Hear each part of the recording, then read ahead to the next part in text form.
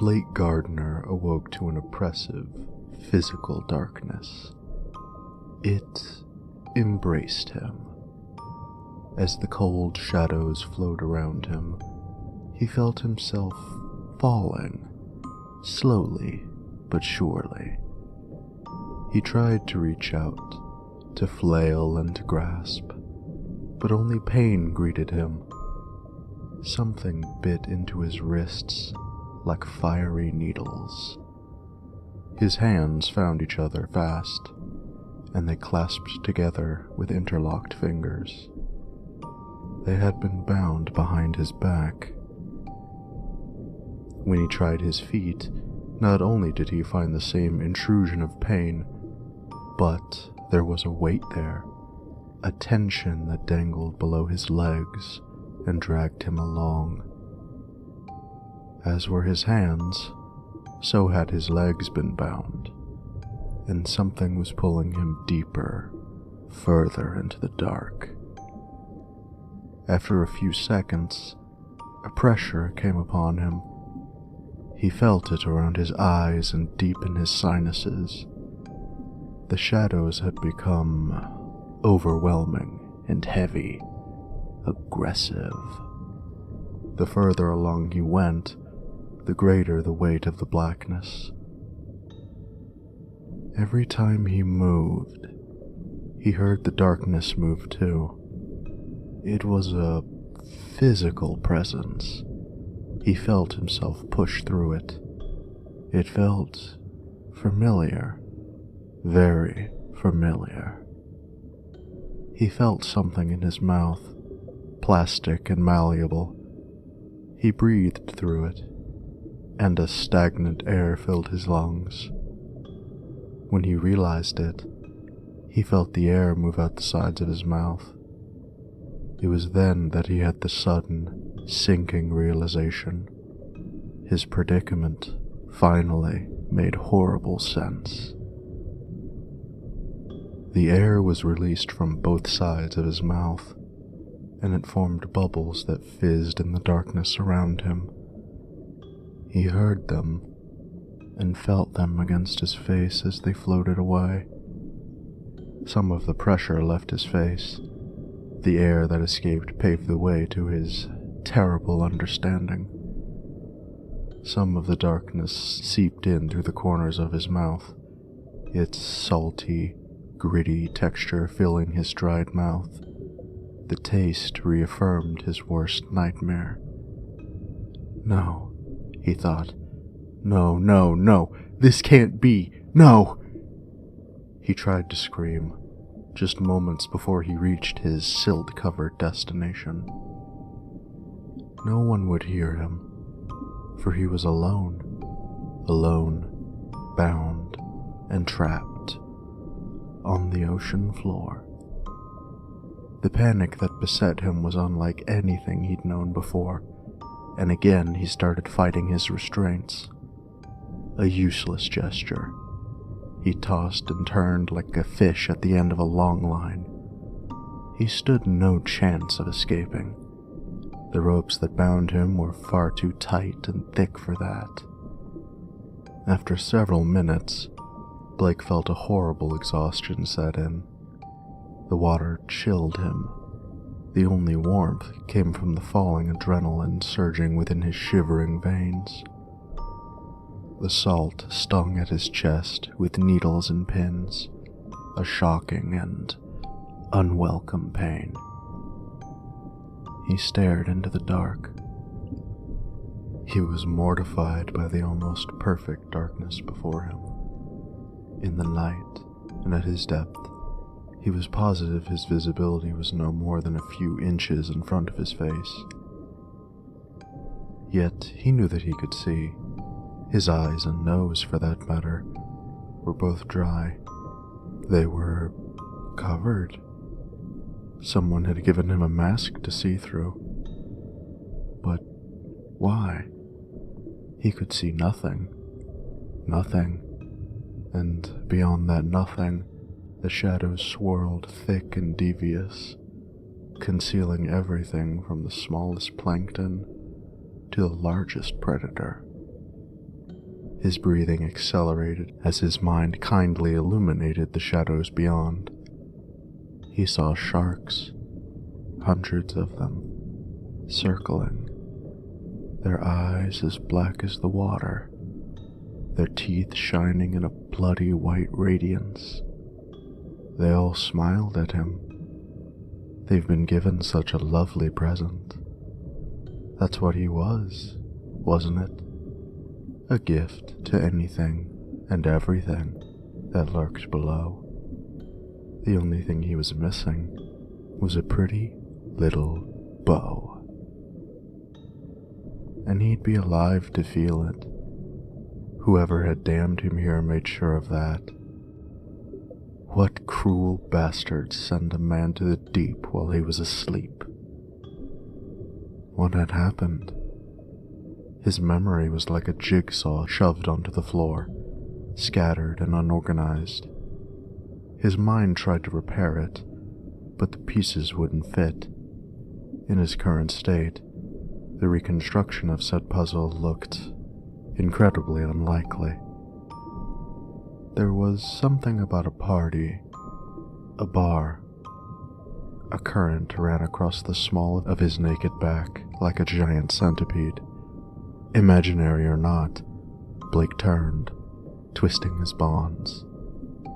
But the image before him remained the same. If anything had been there, he'd never have known. As he rolled to his left, and then back to his right, nothing changed. The static image of nothingness held his focus tight like a vice. It continued to do so until he looked up. The appearance of some light, any light at all, should have helped alleviate his fears, but instead, it felt as though his heart had shriveled up and died within his chest. The moon watched him from overhead, too far away to offer any help.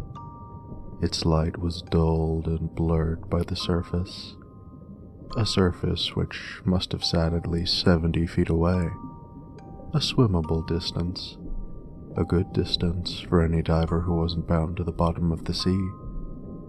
It could be worse, his mind decided to say, yet the temptation of the waves above and the soothing light of the moon offered him no hope. They merely mocked him with the release that he couldn't have. Before his eyes, the moon was swallowed by the dark. Blake grasped fast for the rope below, holding it tight. He pulled and thrashed until his back was brought to bear against the hard concrete block that had sunk him. His heart raced as his eyes strained in suffocating black.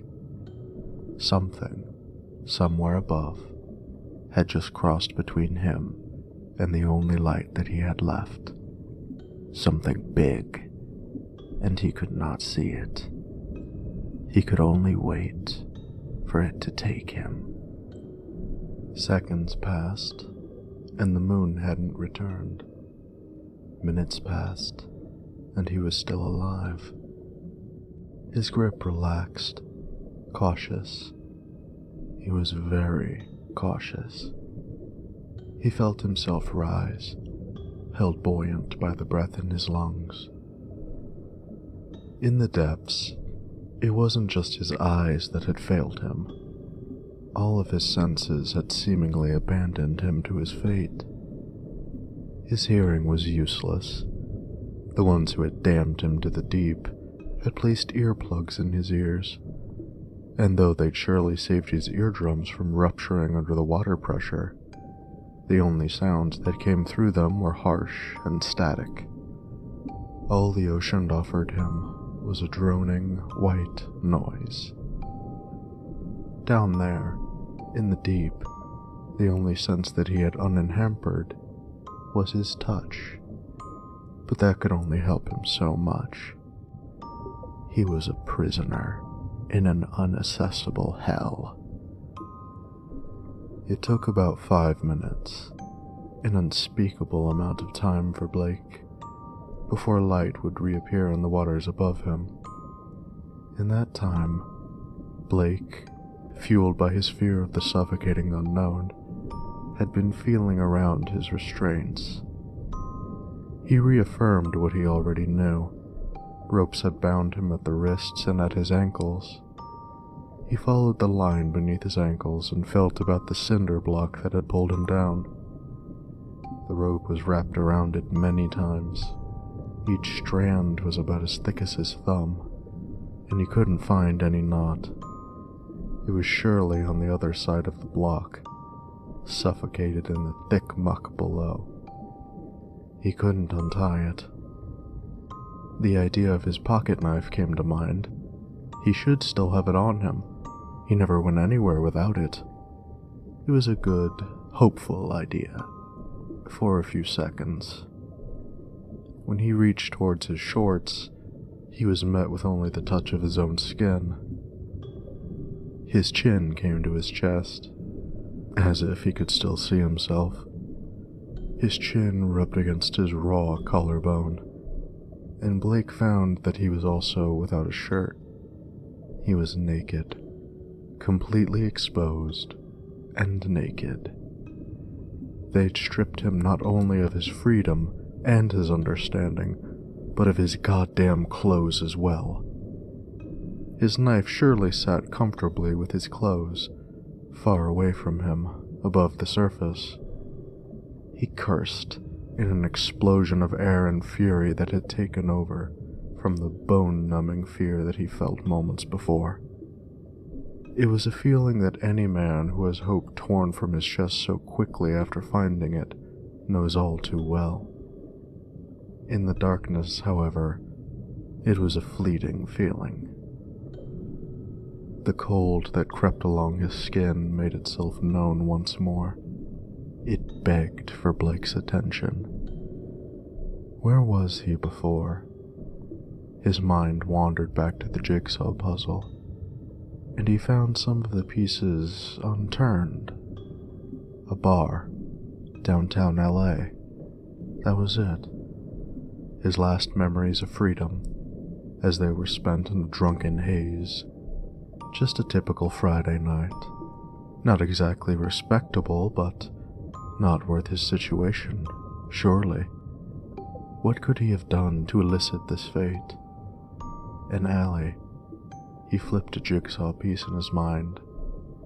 There had been a woman there. She called to him. The beautiful woman. Blonde, green eyes. What happened then? Another piece flipped. She wasn't alone, was she? Another piece. She had offered him a drink earlier. Something was in it. The puzzle turning stopped. For the first time in what felt like a lifetime, something above caught his eye. As if granted by the twisted wiles of a cruel god, a green light descended from the surface. It caught his eye early, and he followed it as it sunk beside him.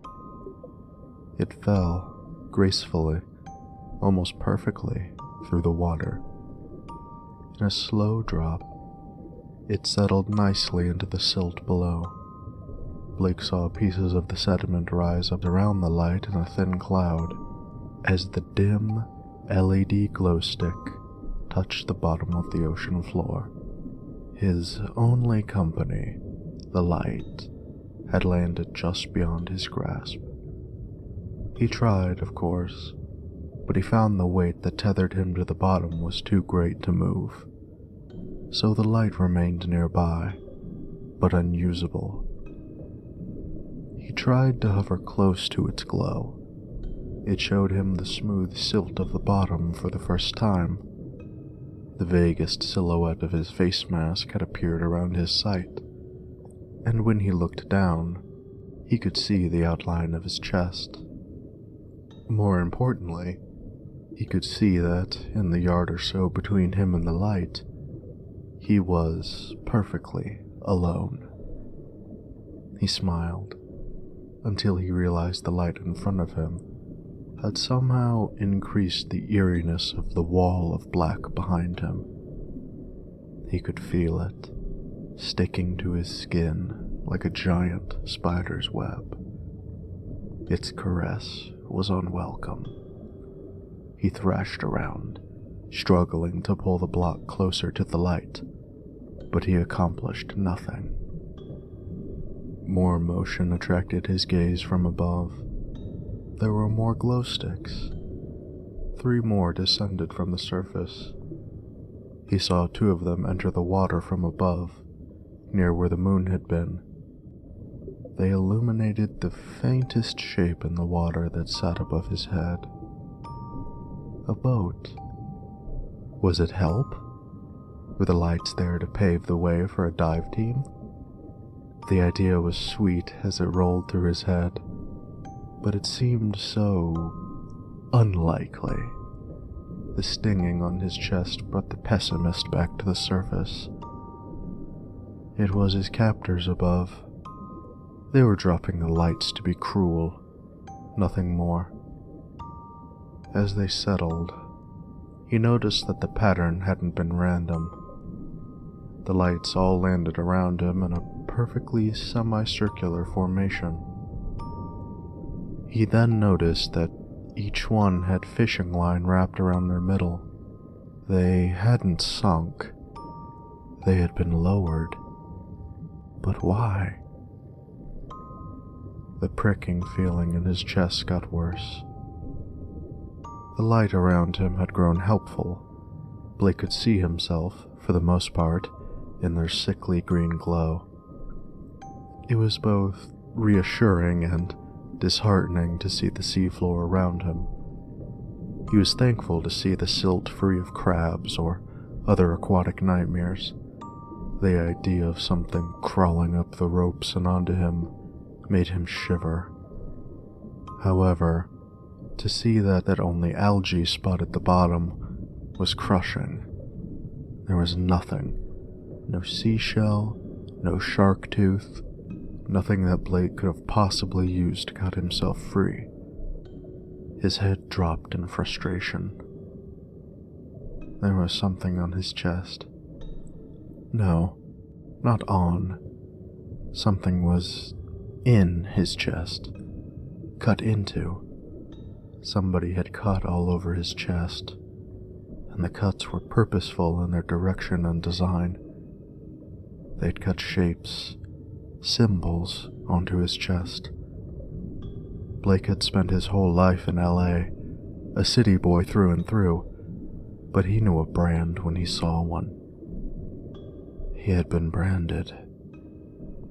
To Blake, it felt more than a physical injury. It was a violation upon him, a desecration. His gut churned, and his fingernails bit into the palms of his hands with a furious persistence. Another glow stick fell from the surface. The glow stick, the final light, fell opposite of the semicircular formation behind him. Its light was unguided. As it sank, it twirled at the water's mercy. It fell until it was almost an arm's reach away from his face. It fell towards his feet. Then, Blake watched as it sank past the ocean floor. It was with horror that Blake followed the light's descent. He merely had to lean forward to watch as the light carved its way further and further into darkness. He watched, eyes wide, as the light slipped so far into the darkness that it had become a memory, faded and dull.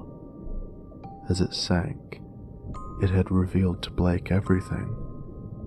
It had shown him the solid wall of sand and rock it had passed as it sunk, the same wall that Blake sat atop of. It showed him a depth without end. The light had shown Blake something that he was only mere feet away from, an oceanic drop-off. The trench before him was hidden once more in shadow, so perfectly that Blake started to wonder if he had hallucinated it. His heart knew that he hadn't. He had been dropped perfectly at the edge of certain death, and the light was his captors intentionally showing him. From the surface, they played a cruel game with Blake. A tear caught at the bottom of his face mask. He wasn't sure if missing the trench had been a blessing or a curse.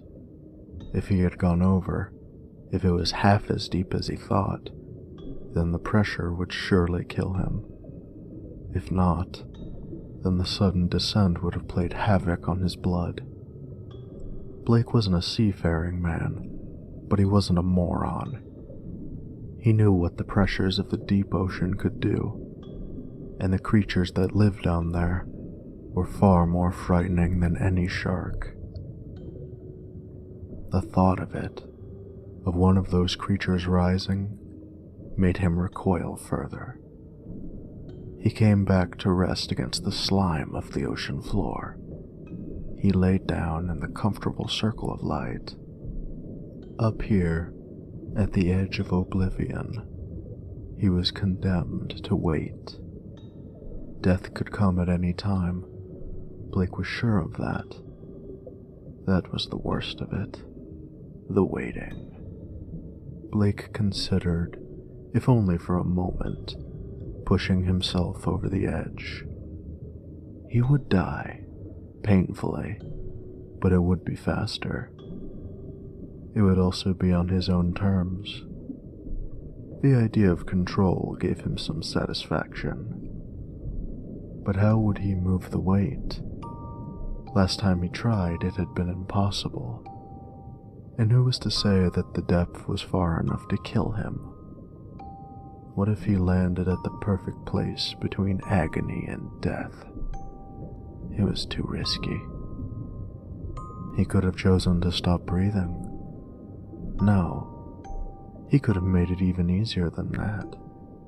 He could have just spit out his regulator. That would have been more peaceful, less painful. Either way, Blake decided it was far preferable to die as he wanted to than to die as the bastards above wanted him to. He just needed to gather the courage. But courage ran in short supply as the lost light began to emerge from the dark. Blake had risen to a floating position again when, in his peripherals, he saw the faint glimmer beyond the edge of the trench. He avoided it. Surely it wasn't real. It was his mind, his panic. If he ignored it, then he'd suffer no consequence. Yet the light persisted, and soon the glow became unmistakable. The shimmer called to Blake from just past the edge, in the deep. Despite his mind screaming otherwise, Blake looked. The light was rising. Against all logic and sanity, the lost light had begun to ascend in the frigid waters. It showed Blake something awful. Below its light, the shadowed waters seemed to breathe and stir. In the periphery of the rising green light, shades changed as something rose from the depths. It was a sickening realization that came to his mind when he saw the shadows had wrapped themselves around the middle of the glow stick. The light was rising because something was carrying it. Blake's view was again obstructed by bubbles and darkness as he retreated from the abyssal edge in quick, pathetic motions. He tried to pull himself away from the rising terror. He felt the prickly sand press up against his back as he wrestled futilely with his restraints. Unfortunately, he had neither the strength nor the energy to break the vacuous hold the settlement had upon the block. He could do little more than yell through his regulator as the light peaked. Blake could see it now. As the light stopped its vertical ascent, a disturbing scene greeted him. He would have given anything to return to the darkness as a figure clambered up over the edge. It stood directly before him on two naked legs. Their eyes met. The sight before him was unimaginable. The light had been carried up by a man. No, not a man. A corpse. The light shone enough to confirm that. The man's bare skin had grown ragged and gray, waterlogged by untold months between the waves. Some sections of flesh had long since given way, surrendered to the sea, revealing the fetid muscles underneath. Blake gagged when he noticed that tiny tendrils of tattered skin dangled off into the distance. Sights upon the man's body where the denizens of the ocean had begun to pick him apart and eat, piece by piece. Rigor mortis had a tight grip upon the man's pained, tortured face.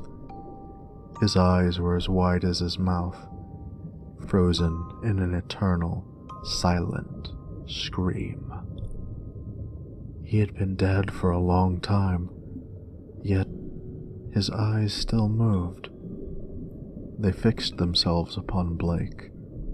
The monstrous vision held the light close to its face, and Blake couldn't help himself. He stared deeply into those clouded, gray eyes. Blake could see something behind its gaze.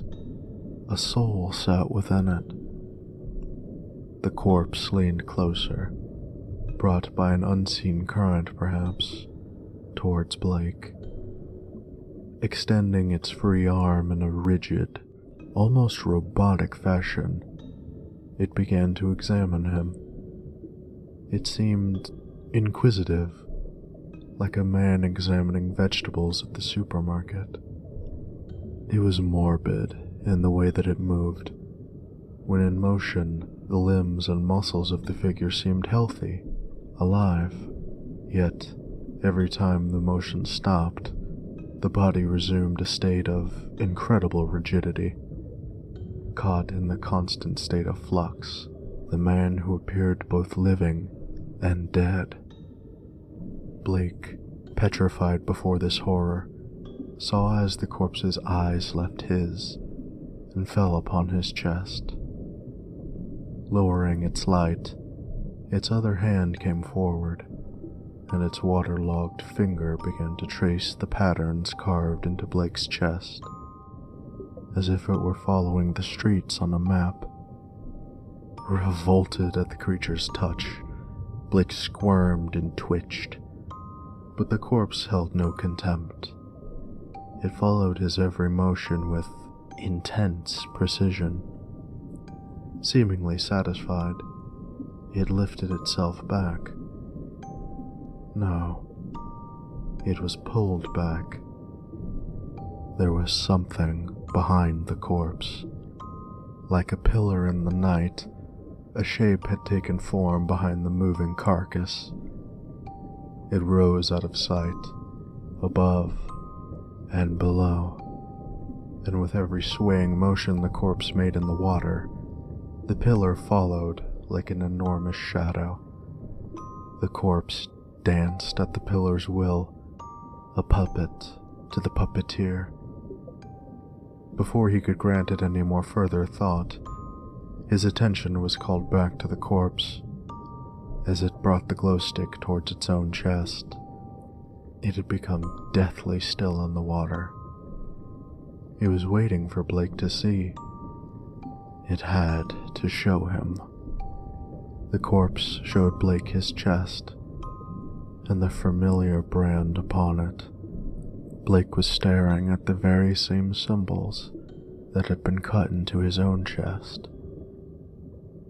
This wasn't an execution, or some random, cruel murder. He hadn't pissed off the wrong man. No, it was far worse, and far more primal than that. It was a sacrifice, and Blake was the lamb. As Blake's eyes stretched wide, the corpse dropped the glow stick, and it rose towards the surface. The pillar carried the figure into the shadows above. At that moment, Blake made the decision that whatever was to happen next was the worst-case scenario. Everything else was preferable. He would not be the lamb. With that, he tried to spit out his regulator. Disgusting, salty water managed to creep into his mouth as he struggled. But even though his teeth and lips had parted from it, the regulator wouldn't fall far from his mouth. Using his tongue, he tried to push it out, but it held fast to his face. He felt the pull of the regulator around his lips and on the back of his head. Those bastards. They hadn't given him a choice. They had taped the regulator to his face. He had to be alive for what came next. Through the murk, another corpse appeared. The pillar had brought up another degraded carcass from the fathoms below. Blake floundered against the seafloor as the woman inched closer. She was younger than the man who had come before, and her body showed fewer signs of decay. Behind her eyes, however, sat the same cold intelligence. That sentience watched him as she rose away into the dark, her visage fleeting. Blake saw that across her bare chest were etched the same symbols he carried. Symbols of the damned.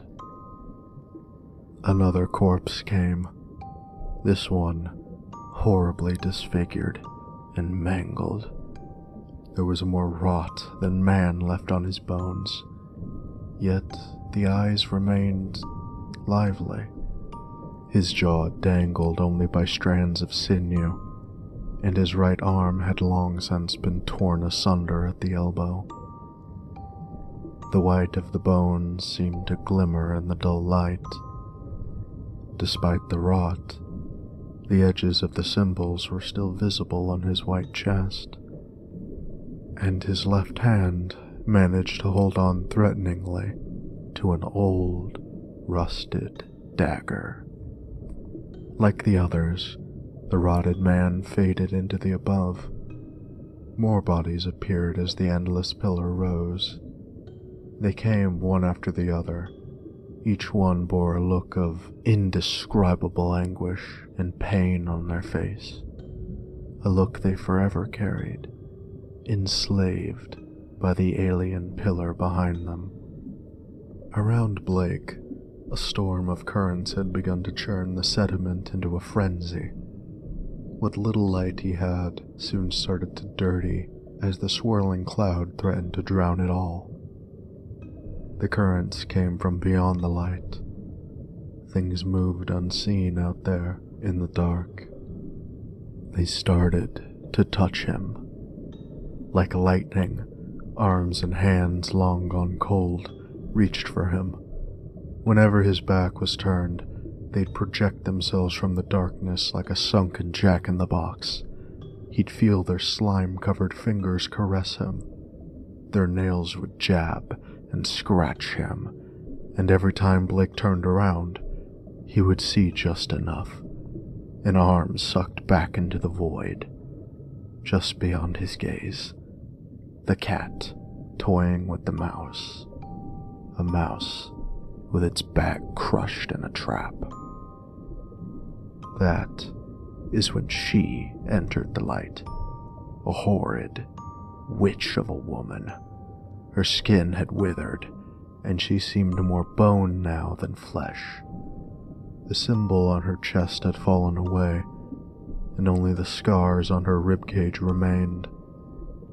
Her sunken eyes glared harshly as she reached for his face. Blake screamed for help that would never come, and the woman ensnared him in her decomposing fingers. She brought him in close, hugging him tightly, as if they had been friends, with muscles Blake didn't even think she had. He could feel a touch on his neck as she exhaled water from her lungs. Up close, Blake saw every horrible detail. The pillar was clear now, and was obvious that it was alive. It was the same dull, rotted color of the corpses, and it had the obvious texture of meat. From the woman flowed the strings of the puppeteer, veins and tentacles that had long ago forcibly invaded her body and fed directly into the enormous mass behind her. In the dimming light, Blake swore that he saw them pulsate. They were pumping, like the veins underneath his own skin. He felt another liquid breath on his neck. Craning around, he saw what he believed to be a pillar had wrapped around behind him. The first man he had seen had emerged, and the pillar carried him away. The mass of flesh that had fused into his back lifted his body upwards towards the surface. His eyes never left Blake. In the shadows, the pillar seemed to squirm and twist as it snaked its way up, thickening the further it went. As it positioned itself, Blake understood what had risen from the trench. The pillar was actually an enormous tentacle. Like the suckers of an octopus, the tentacle had used the woman's arms to hold Blake tight. Behind him, the tentacle had brought into the position the ghastly, one-armed man that Blake had seen earlier. The woman tightened her grip as she presented Blake to the one-armed man. Craning his neck, Blake saw the man fumble with the rusted dagger. He brought it sharply towards the bonds that held Blake's ankles so tight, and he began to cut. He was reckless, imprecise as he sawed through the ropes. As the binds came loose, Blake grimaced as the knife continued to saw. The man had accidentally severed a slice of skin from the side of Blake's ankle. Blake felt his legs come apart from each other, and he let them spread into the water. He was free from the bottom, free. In that instant, the fight started. He let loose with the fury and panic that the entire ordeal had granted him, but the corpse held tight. In fact, the more he struggled, the tighter her grasp got. The strength was far too great to resist, and soon, Blake started to feel his ribs bend and strain. He couldn't breathe, but he kept fighting. The entire time that Blake fought, he saw her horrid gaze, unblinking, unfeeling, unyielding. Despite his thrashing, the puppet corpse behind him decided to proceed with the cutting. This time, it took aim at the bonds between Blake's wrists. As he did so, Blake had an idea, a risky, terrible idea. In acceptance of the fact, his leg stopped kicking. The woman released her grip just enough in kind, and Blake sucked in a huge breath of air. His eyes glared defiantly at the specter. He kept breathing, waiting. He had nothing to lose as he made his move. As soon as the dead man had finished cutting the binds, and at the precise moment that the final strand had parted, Blake's palms closed around the rusted blade. They didn't let go. He wanted to scream as the blade dug into his palm, But he was beyond that now. His veins burned with pure determination. The one-armed man seemed not to possess the same strength as the woman had, for his grip on the knife was weak and feeble. No matter how hard the man behind him pulled, Blake would not release the blade. The woman's face never changed, but Blake saw that a hatred was steadily growing in her eyes. With a terrible yank, Blake pulled the knife, ripping meat from his palm and bloodying the waters around him, followed quickly by the rest of the one-armed man's fingers. Behind him, the top of the tentacle ran into the dark, carrying corpses along like a morbid roller coaster. But in front of him, the woman didn't retreat. She tightened her vice-like grip. Unfortunately for her, the grip was too high, and she'd found the tank on his back. This provided Blake with ample room to bring his right hand forward and to plunge the blade deep into the woman's stomach. It scraped through her spine. Her grip failed, just long enough, and Blake pushed himself free. Blake had decided that he wasn't going to die. The woman tried to recapture Blake, but with a strength he shouldn't have had, he brought the blade through the water and into the left eye of the old woman.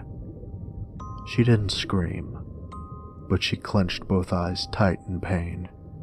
A thick, black goo seeped from the wound and stuck to Blake's hand like ink. Her arms flailed about, so Blake ripped the knife from her face and he jammed it into the other eye. With that, she recoiled. Her hands came to her face to cover the wounds, and the tentacle fell completely away, beyond the light. He was free, but he knew his time was short. With his sliced right hand, Blake managed to find the glow stick the beast had dropped by his legs. He brought it to his face just in time to see that the tentacle had not yet left him. Another body, a large, overweight man, was soon upon him. His arms reached forth. Their target was Blake's throat. Blake jabbed at the body with the rusted blade, and it retreated fast. Blake enjoyed that. The threat of pain, injury, didn't sit well with the monster. That gave Blake a much-needed edge. Blake knew that he couldn't hesitate any further. With a great kick against the block that had imprisoned him, he propelled himself towards the surface, to freedom, to air. He knew at that moment that he would survive, even as the nitrogen started to boil in his blood, and as the salt seeped into his fresh wounds. Blake could think of only one thing: the surface breaking around his head, the chilly night air biting into his scalp, the calming sight of the night sky. Those watchful stars would be there, and they would see his final triumph. It would be beautiful. As his body began to betray him, he forced himself through.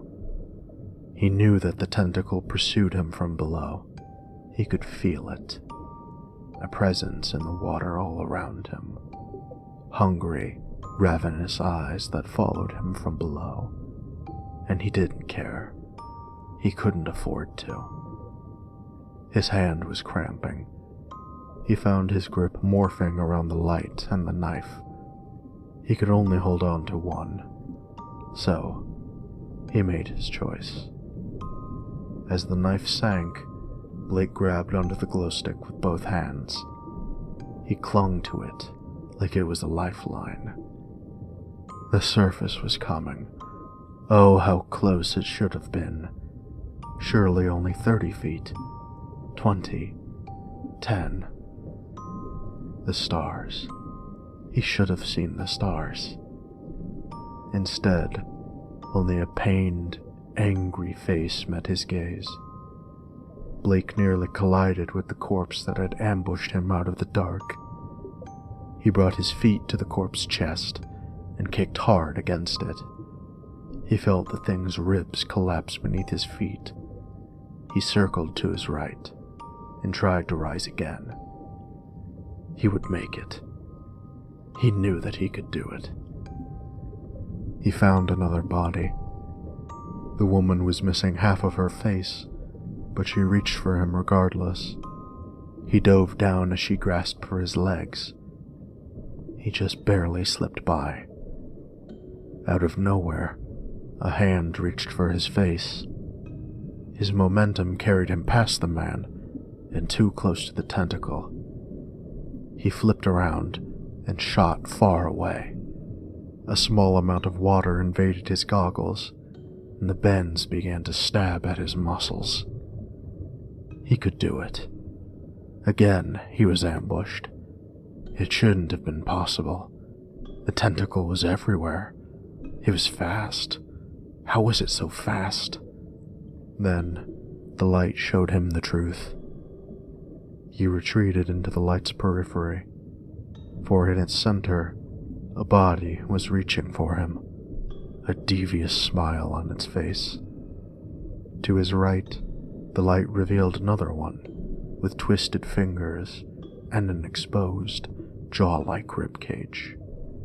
The bodies floated side by side in the water, their arms extended at length.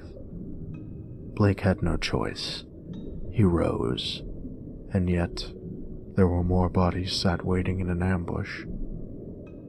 The same happened as he swam backwards, too. The bodies had formed a thick wall of nightmares all around him. They were too close. One of the bodies struck Blake hard in the ribs in passing, and, in a pain that was finally too overwhelming, he dropped the light. Greedy arms took their chance and assaulted him as the light fell. As it sank, it illuminated the inside of what had become a solid wall of flesh. A swirling maelstrom, decorated with death, had completely surrounded him. There wasn't just one tentacle. There were dozens, and they had him contained inside a giant sphere. His arms and legs were free, but Blake had never felt more trapped. The tentacles swirled. They kept him from the stars.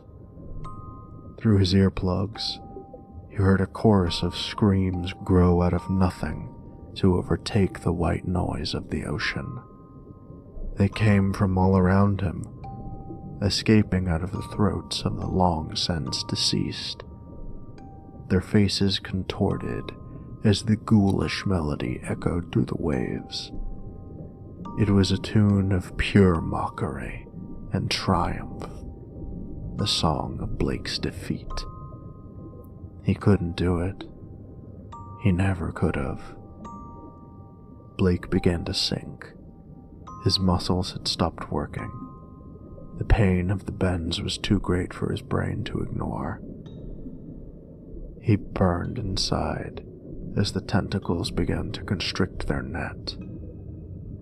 He was only vaguely aware as many more pairs of arms began to claw at him and hold him tightly in submission. The corpses never blinked. Behind his eyes, Blake was screaming. Not from the pain. He screamed in defiance.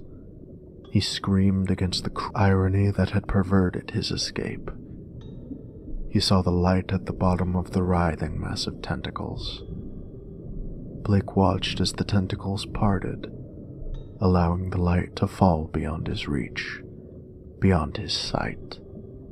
The tentacles closed again, and the light died. Blake was in the pitch black, alone with the dead. He couldn't see it, but they started to smile. He felt it when the arms tore the goggles from his face. Not that they mattered anymore. The darkness persisted. Only the pain was new. The water assaulted his eyes and forced its way up his nose. The salt burned everything it touched. He only managed to suck in half a breath as they removed the regulator from his face. The breath was spoiled, as water was quick to invade his lungs. Blake sputtered and spat, but all that did was expel the last bit of air from his lungs. As they tore the tank from his back, Blake was drowning. He couldn't drown fast enough.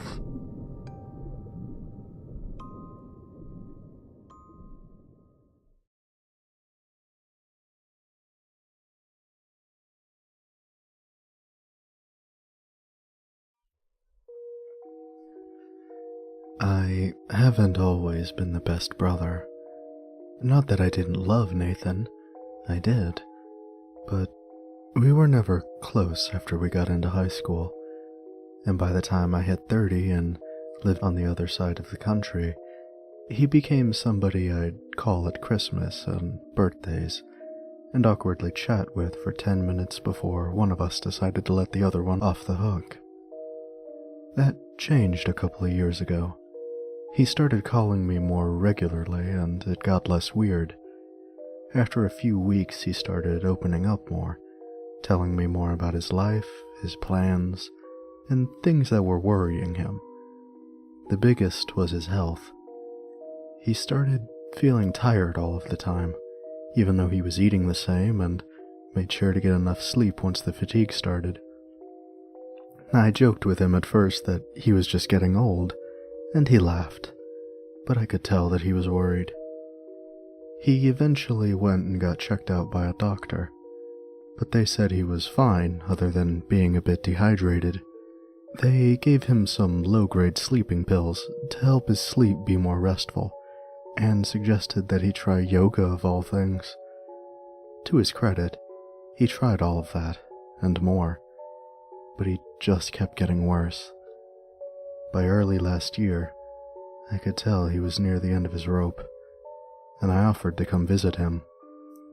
He was resistant at first, but eventually he let me fly out for the weekend. When he picked me up from the airport, I couldn't hold back my shock. He was only 35, but he looked like an old man. His hair was patchy and gray, and his skin was loose and sallow. I'd seen pictures of him from his 33rd birthday, and he looked strong and healthy. Riding back to his house, I could see the skeletal ridges of his hands and tiny wrists as he feebly gripped the steering wheel like a life preserver through every stop, start, and turn. When I asked him what was wrong, what he was hiding from me, he just shrugged and shook his head.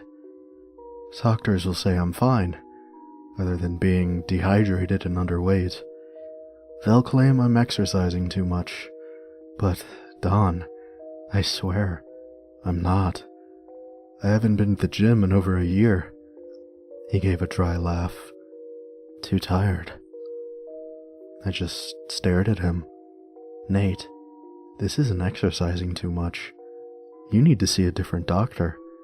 Not trying to be shitty, but you look really bad. Like you've aged a lot. And when he glanced over at me, there were tears in his eyes. I know. Of course I know. But I've seen 5 doctors, and they all say they can't find anything wrong. When I point out how I look, they just shrug it off. Say I'm probably putting my body under too much strain with my exercise regimen. He snorted. One of them actually suggested all I needed was a vacation and some hair dye. I frowned at him. Are you not drinking enough? I mean, that can mess you up, right? And they say you're dehydrated. He shrugged as he grabbed a sports bottle from between the seats and took a huge gulp. A year ago, I started drinking 100 ounces of water a day. Now I'm up to 200. Nothing helps. Can you think of anything else that could be causing it? Nathan hesitated then. He seemed about to say something more, but then he thought better of it and shook his head. No, nothing that makes sense. I didn't push it then, and when I did push it on the way back to the airport 2 days later, Nathan resisted, told me he appreciated my concern and the visit, but it was just something that he was going to have to power through.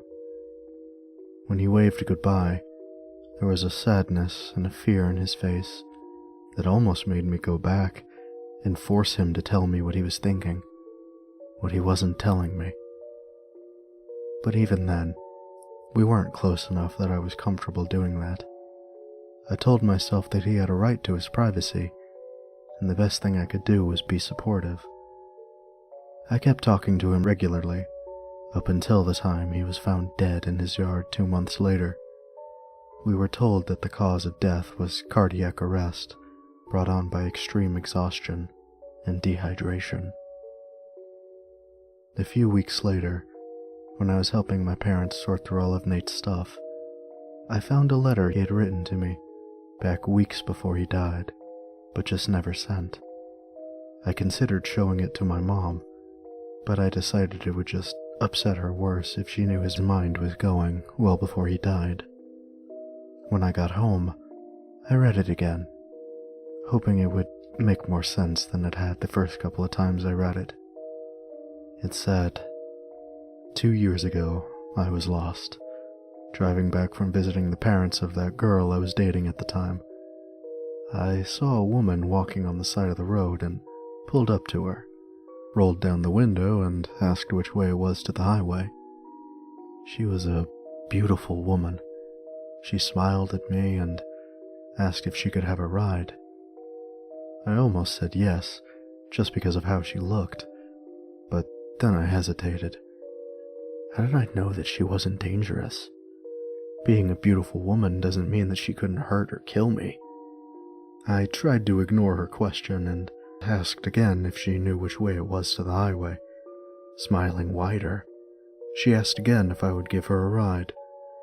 Part of it was because I figured she was saying she'd tell me where to go if I gave her a ride. Part of it was because I thought she was flirting with me, and despite my fears and dating Patricia, I was powerfully attracted to her. I didn't want to be that guy, but that didn't stop me from wondering what might happen if I let her into my car. So, I told her yes, and I turned to unlock the doors, and when I turned back, she was gone. It kind of freaked me out at the time. I even got out and looked for her, which was stupid, but it didn't matter. I didn't find her or anyone else. After a circle of the car, I got back in and drove off, eventually finding a sign that led me to the highway and on to home. The nightmares started that night. Dreams of running down lonely midnight roads and misty swamps, a weight across my back. Something cold and hard lay across my tongue, tugging me this way and that as we wove between black cypress trees, wet mud splashing against my legs.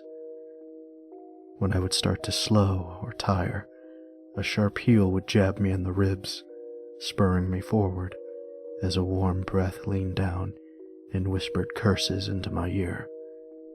The voice tells me that I'm cursed, and I must keep running, that if I stop, the curse will catch me and swallow me whole. I know how all that sounds, but I've had variations of that dream for nearly 2 years now. I don't tell the doctors because what good would it do? I could bring them pictures of the times I wake up with dirt or grass covering my legs and feet, but they would only say that I'm sleepwalking, or worse, that I'm lying for the attention, or have a mental problem. I've wanted to tell you, brother, but I've been afraid it'd just drive you away when we were finally getting close again. None of that matters anymore. I can feel time tightening around me like a noose. It'll be over soon. And I don't want any of you around when that lady starts looking for a new nightmare to ride. The more I think about it, I'm just better off to not send this at all. I can mean it as a warning, but if it just brings you back to help your poor, crazy brother, then how am I protecting you at all? No, I'll just keep acting normal as long as I can. And when it's done, when I'm gone, hopefully, she'll be gone too. If you find this letter later, just know that I'm sorry for not being more honest. And maybe I am just crazy after all. That would make more sense, wouldn't it? But somehow, I don't think I am. I think she's real, and the writing is real. And if I'm right, you just need to stay away. Stay away, and be careful. Love you, little brother. The nightmare started for me that same night. At first I assumed it was just the power of suggestion, my mind trying to make sense of my grief and the strange story I'd found in the letter by blending it all together and forcing me to drink it, night after night. Except, it was night after night. For 7 weeks, I've had similar bad dreams of being ridden almost every night. And each day, I wake up, sweating and afraid and exhausted. The fatigue has been growing worse. At first, I could beat it back with coffee and a nap on my lunch break. But for the last couple of weeks, I've been like a zombie. My joints ache, my muscles are sore, and I have trouble focusing on anything for more than a few minutes. I've been seriously considering going to the doctor and trying to decide how much to tell them when I go. I didn't think I was sick, and I didn't believe that some witch was riding me around at night, of course, but something was going on, and I needed answers. As it turned out, the doctor I went to first was my dentist. My jaws have been hurting more in the last week, but when I woke up yesterday, my teeth were painful on both sides. I had to pay extra to get in quick, but I didn't mind. I wanted to fix something, even if it was just to stop my mouth from hurting. The dentist was an older man with a fringe of white hair and a tight little silver spectacles that bounced on his nose as he looked at my teeth and gums with a pick and a mirror. Frowning slightly, he finally leaned back and hit the button to bring my chair back upright. "Have you noticed you grinding your teeth a lot in your sleep?" I shrugged. I mean, maybe. I've been having a lot of bad dreams lately, so maybe I do it without knowing. "I see. Do you wear a mouth guard or anything else in your mouth when you sleep?" I raised an eyebrow. "No. Do you think I should?" He studied me for a moment. Maybe. But you're sure you don't sleep with something in your mouth, or have something you repeatedly chew on during the day, maybe? Don't be embarrassed if you do. People chew on all kinds of stuff." I shook my head slowly. "No, I really don't. Why? What are you getting at?" The dentist puffed out a breath and folded his arms. "Well, normally, when somebody is grinding their teeth at night, the wear and tear is going to look one of several ways, depending on the shape of their teeth, the shape of their mouth and jaw, and how they're grinding it all together. But yours, you do have some spots where I see some abnormal wear, but not like I'd expect from you grinding your teeth. It almost reminds me of..." He gave a small laugh and stopped himself, shaking his head. "What?" I could feel myself growing irritated and nervous. It reminds you of what? Looking more serious, he gave a slight nod. It's silly, but okay. My father was a vet and a horse breeder. For a long time, I thought I was going to be a vet too, and growing up, I helped my dad a lot with our animals and those that came to him for treatment. One of the things we saw a lot of was called bitwear. My heart was pounding now. What's that? Well, you know when you ride a horse, a lot of times they have a metal bit in their mouth to help control them. It sounds bad, maybe, but it's not a cruel thing if the bit is worn and used properly. Still, over time, the metal of the bit will wear away at the teeth where it sits and rubs. Creates a little bevel on both ends where it hits the teeth the most. He smiled. Now, our mouths are slightly different than horse mouths, but if I didn't know any better, I'd say what I was seeing in your mouth was bitwear. It's the same area on both sides of your mouth, both top and bottom, like you've been biting down on a bit. I tried to swallow. That's so weird. He started jotting a note down. Well, I'll get you fitted for a night mouth guard. That'll probably fix it up. Glancing back up at me, he chuckled. And if somebody is riding you, tell them you need a break from time to time. I felt my skin grow cold as I offered him a weak smile.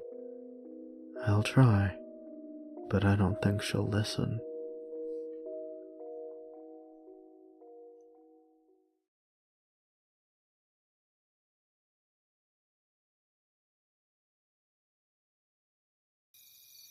I rested my arms behind my head, skim-reading the credits of a movie I had just watched. After seeing them through about halfway, I lifted myself from the sofa and walked into the kitchen. I opened the fridge to find a full carton of juice. So I sat on the kitchen counter by the window, cracked open the lid, and took several loud, noisy gulps. When I couldn't drink anymore, I gasped to let in new air and wiped my mouth on the back of my hand. My evenings were uneventful around this time in summer. It was 9:15 p.m. on Saturday in July. School was out for the holidays, and my parents had gone to visit my aunt and uncle, who lived by the coast. They would still be gone for about 2 more weeks. I declined the invitation to join them. It's not that I disliked the place or my relatives, but we usually stayed there so long that I'd tend to miss out most of summer break, and, truthfully, I'd rather spend it with my friends in town. I was a good kid who knew how to wash my clothes and use an oven, and generally I wasn't too much of an idiot. So my parents didn't have much of a problem with me staying at the house, so long as I kept it clean. As I sat, I looked out into the garden to check for anything scary in the dark. It was empty and black. I kind of wished that we had a pet. A dog or a cat would have been nice right about now, but their hair had always made me sneeze and my eyes to go red and itchy. With that in mind, my dad said no, even though I wouldn't mind it. 9:22 p.m. I put the rest of the juice carton back into the fridge door and went back over to the window, hoisting myself onto the counter again. I glanced out into the garden and identified the shadows one by one to make sure everything was in its place. The bushes were their usual shape. 2 small trees stood together by the back fence, and a metal table with 4 chairs sat casually on the patio. I like to check these things, which is largely why I wasn't scared of the dark. I would always get up to investigate small noises in the night, and I hated sleeping with my face to the wall. If somebody was in my room at night, I'd rather know about it, so at least there would be the faintest chance of getting away somehow.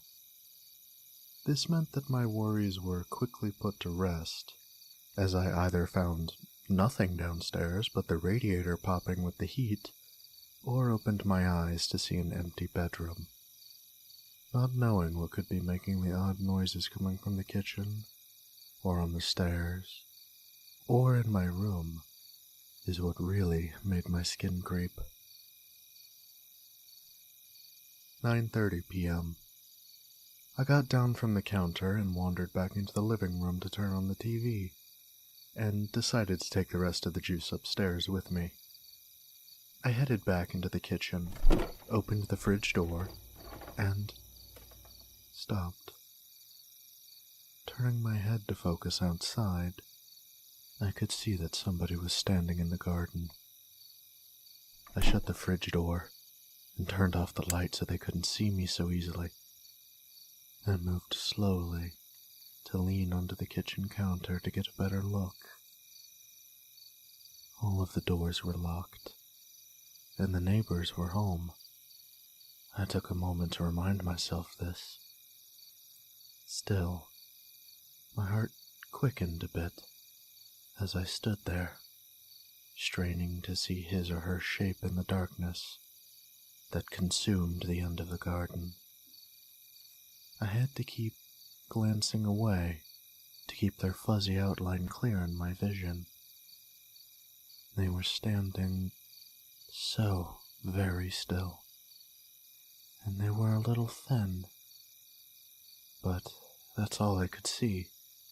I couldn't tell anything else. "Oh," I said aloud. It was the garden umbrella, leaning up against the back fence. I forgot that we occasionally used it for barbecues. I smiled at myself, pleased that I didn't get too worked up, and went upstairs to my bedroom. I laid on the bed and propped my head up on a pillow, opening my laptop on my stomach to see if anybody was online. Apparently, somebody else was bored and saw my name pop up. Chris. Hey. Me. Hey, are you okay? Chris. Yeah, bored. Are your parents still away? Me. For a couple more weeks. Chris. Why don't I come around then? Me. I don't want to be rude, but I kind of can't be bothered to hang out tonight, lol. Thanks, though. Chris. I know what you mean. It's cool. What about tomorrow? Me. Yeah, that works better. Chris. Cool. I'll be around about, 1? I've got some family stuff to do in the morning. Me. Okay. Chris. Do you still have a tent, by the way? We can camp in the garden or something. Me. Aw, a slumber party. I love you too, bro. Chris. Whatever. You got the tent, though? Me. Yeah, somewhere. Let me check. Be right back. I got up from my bed and decided to check the cupboard under the stairs. I didn't know where the tent was, but it seemed a good place to start. I opened the cupboard door and started shifting coats around inside. Some cardboard boxes were stacked up at the back and might be hiding it, so I started unstacking them. I took out a couple of the easy-to-reach ones and had a stroke of good luck as the tent bag came into view. I leaned over the other boxes and picked up the bag, and took the big garden umbrella that sat behind it too, just in case it rained tomorrow. I paused, and I put the tent down. It took me a couple of seconds to get back to the window and focus on the darkness outside. My eyes weren't yet adjusted to the dark, so I couldn't see all the way to the back fence. Turning off the kitchen light, I leaned onto the counter and continued staring at the same point. The other garden features began to fade into view, one by one, fitting my previous mental image. I wasn't entirely sure what I wanted to see. The darkness gave way to the familiar forms that I knew, but after a while, I was certain there still stood a figure against the back garden fence. It hadn't moved. I stood there for 15 minutes, looking at it. I couldn't tell its shape properly, but it did look like someone standing out there. I decided that it wasn't a threat. I thought that if I was in any real danger, I would have been a lot more worried by now. That thought kept me calm, but I also wanted to find out what it was. I couldn't just stand there forever, so I jogged upstairs, picked up my laptop, and brought it down with me to the counter. Me, could you come around now? Chris, oh? Me, yeah, I think I saw something in the garden. Chris, what is it, an animal? Me, no, it's tall. I thought it was an umbrella. Chris, and now you're sure it isn't? Me, I don't know. I thought it was someone, but now I'm sure it's not a person. It just looks weird, and I don't think it was there before. Chris, before when? Me, I don't know. Earlier today, maybe? I can't remember. Chris, are you scared? Me, I'd feel better if somebody else was here. Chris, well, I did offer to come around, and I am bored. Me, so, yeah? Chris, yeah, I'll come soon. Me, cool, thanks. Use the front gate. I sat there, watching the black shape lean against the fence for another 10 minutes or so. Eventually, the doorbell rang. I opened it, and Chris ran in, and immediately bear-hugged me. "It's been so long," Chris mock cried. "Yeah, it must have been a whole day," I retorted, smiling. "The torment," he replied, pretending to ignore me.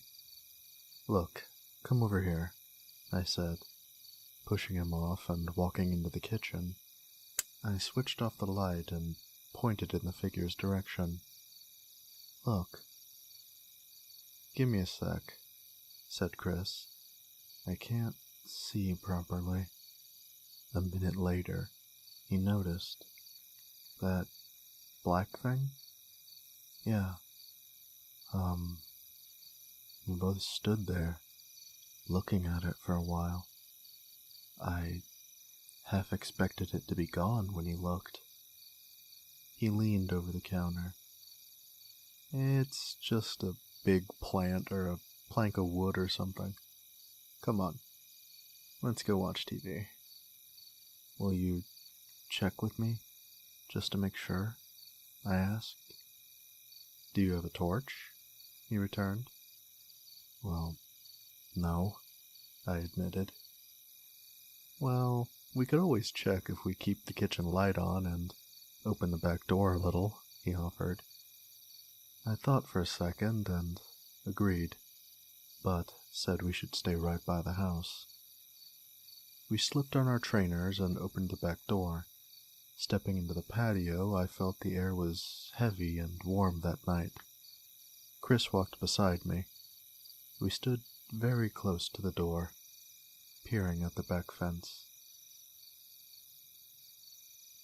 "Should we—" I had just started to speak when he quickly stepped into the house again, still looking at the fence. "What?" I asked, following him in. I turned, and I realized that the figure was gone. It was obvious from the light coming from the back door that the fence and the rest of the garden was just as it always was. "Where is it?" Chris said. "If it was leaning against the fence, it probably fell over into a bush or something," I said, trying to convince us both. We stared out for a few seconds longer and decided that we were too nervous to go and check. I don't usually give in to my night terrors, but now they were just beginning to click into my head. "Can you stay over for the night?" I asked Chris. Yeah, sure." It didn't sound like he really wanted to. He kept his eyes on the fence. We both went inside and locked the door before going up to my room. I got out a sleeping bag for Chris and drew the curtains without looking outside into the garden again. We talked about stupid stuff for a couple of hours to take our mind off the garden, and eventually fell asleep. In the morning, I found Chris's sleeping bag empty. I called out to Chris, and he said he was downstairs, so I threw on a t-shirt and went down. "You sleep well?" I asked. "Yeah, pretty well, but I kept thinking about the garden and stuff." "Hey, did you ever find that tent?" he asked. Yeah," I answered, remembering that shape which I had forgotten about until now. "Well, I was thinking about the camping thing, and thought maybe we could bring the tent to my house. It would just make a change, you know." I didn't have to ask him why. I wasn't too keen on staying in my garden after last night. Wait, last night? Come to think of it, the sun was up, and I wanted to check the garden while it wasn't pitch black. I asked Chris to come with me, and he hesitantly agreed. We put on our trainers and stepped out into the garden. I don't know what we were so worried about. It was bright and colorful. The plants and bushes around the edges of the garden smelled good, and there was a bird in one of the small trees, singing out for its mate somewhere. We walked to the back of the fence and found nothing out of place, and looked over the bushes in front of the paneling to see if anything lay behind them. We found nothing. I walked around to the edge of the whole garden once more, while Chris tried whistling to the bird. It cocked its head from side to side, trying to figure him out. It was a warm day, perfect for camping that evening, I decided. We talked as we filled a couple of rucksacks with sleeping bags and some food from the kitchen. We didn't really want to set up a fire, so we packed some tin hot dogs, bread, a packet of tomatoes, and chocolate, as well as some bottles of water.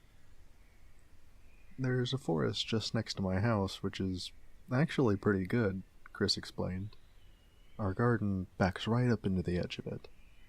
I stayed in a tent there once with my dad for my first little camping trip when I was, 7. I remember, I was so excited at that time. I thought we were really roughing it, like some hardcore mountaineers." Chris laughed at himself. "If we get too cold or need more food, we can just go to my house. My parents are out, and we'll have free run of the place anyway."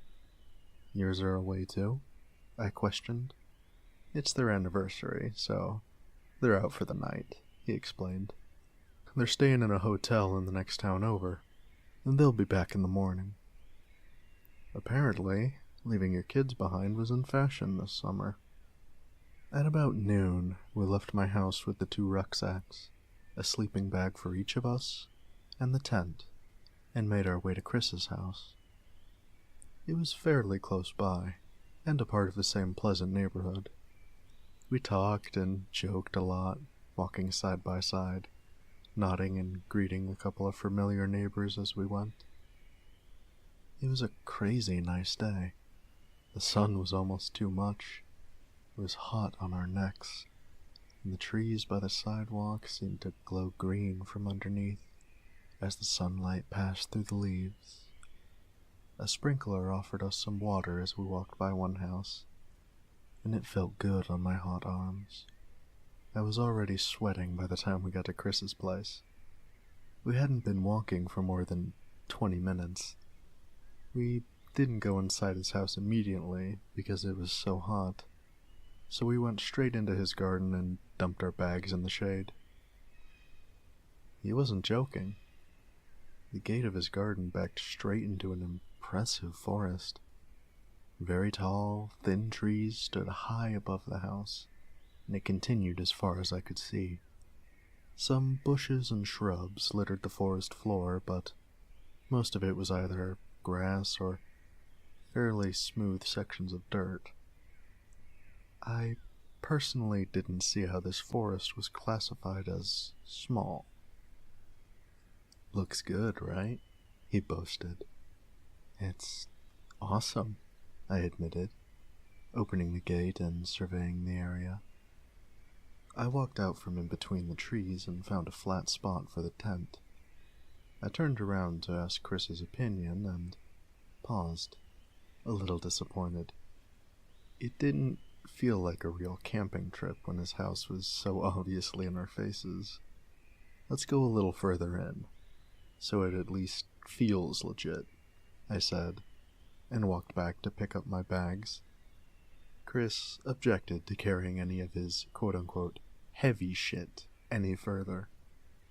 We walked in a straight line from Chris's house and kept checking behind us until the house was just about to be obscured by trees in front of each other.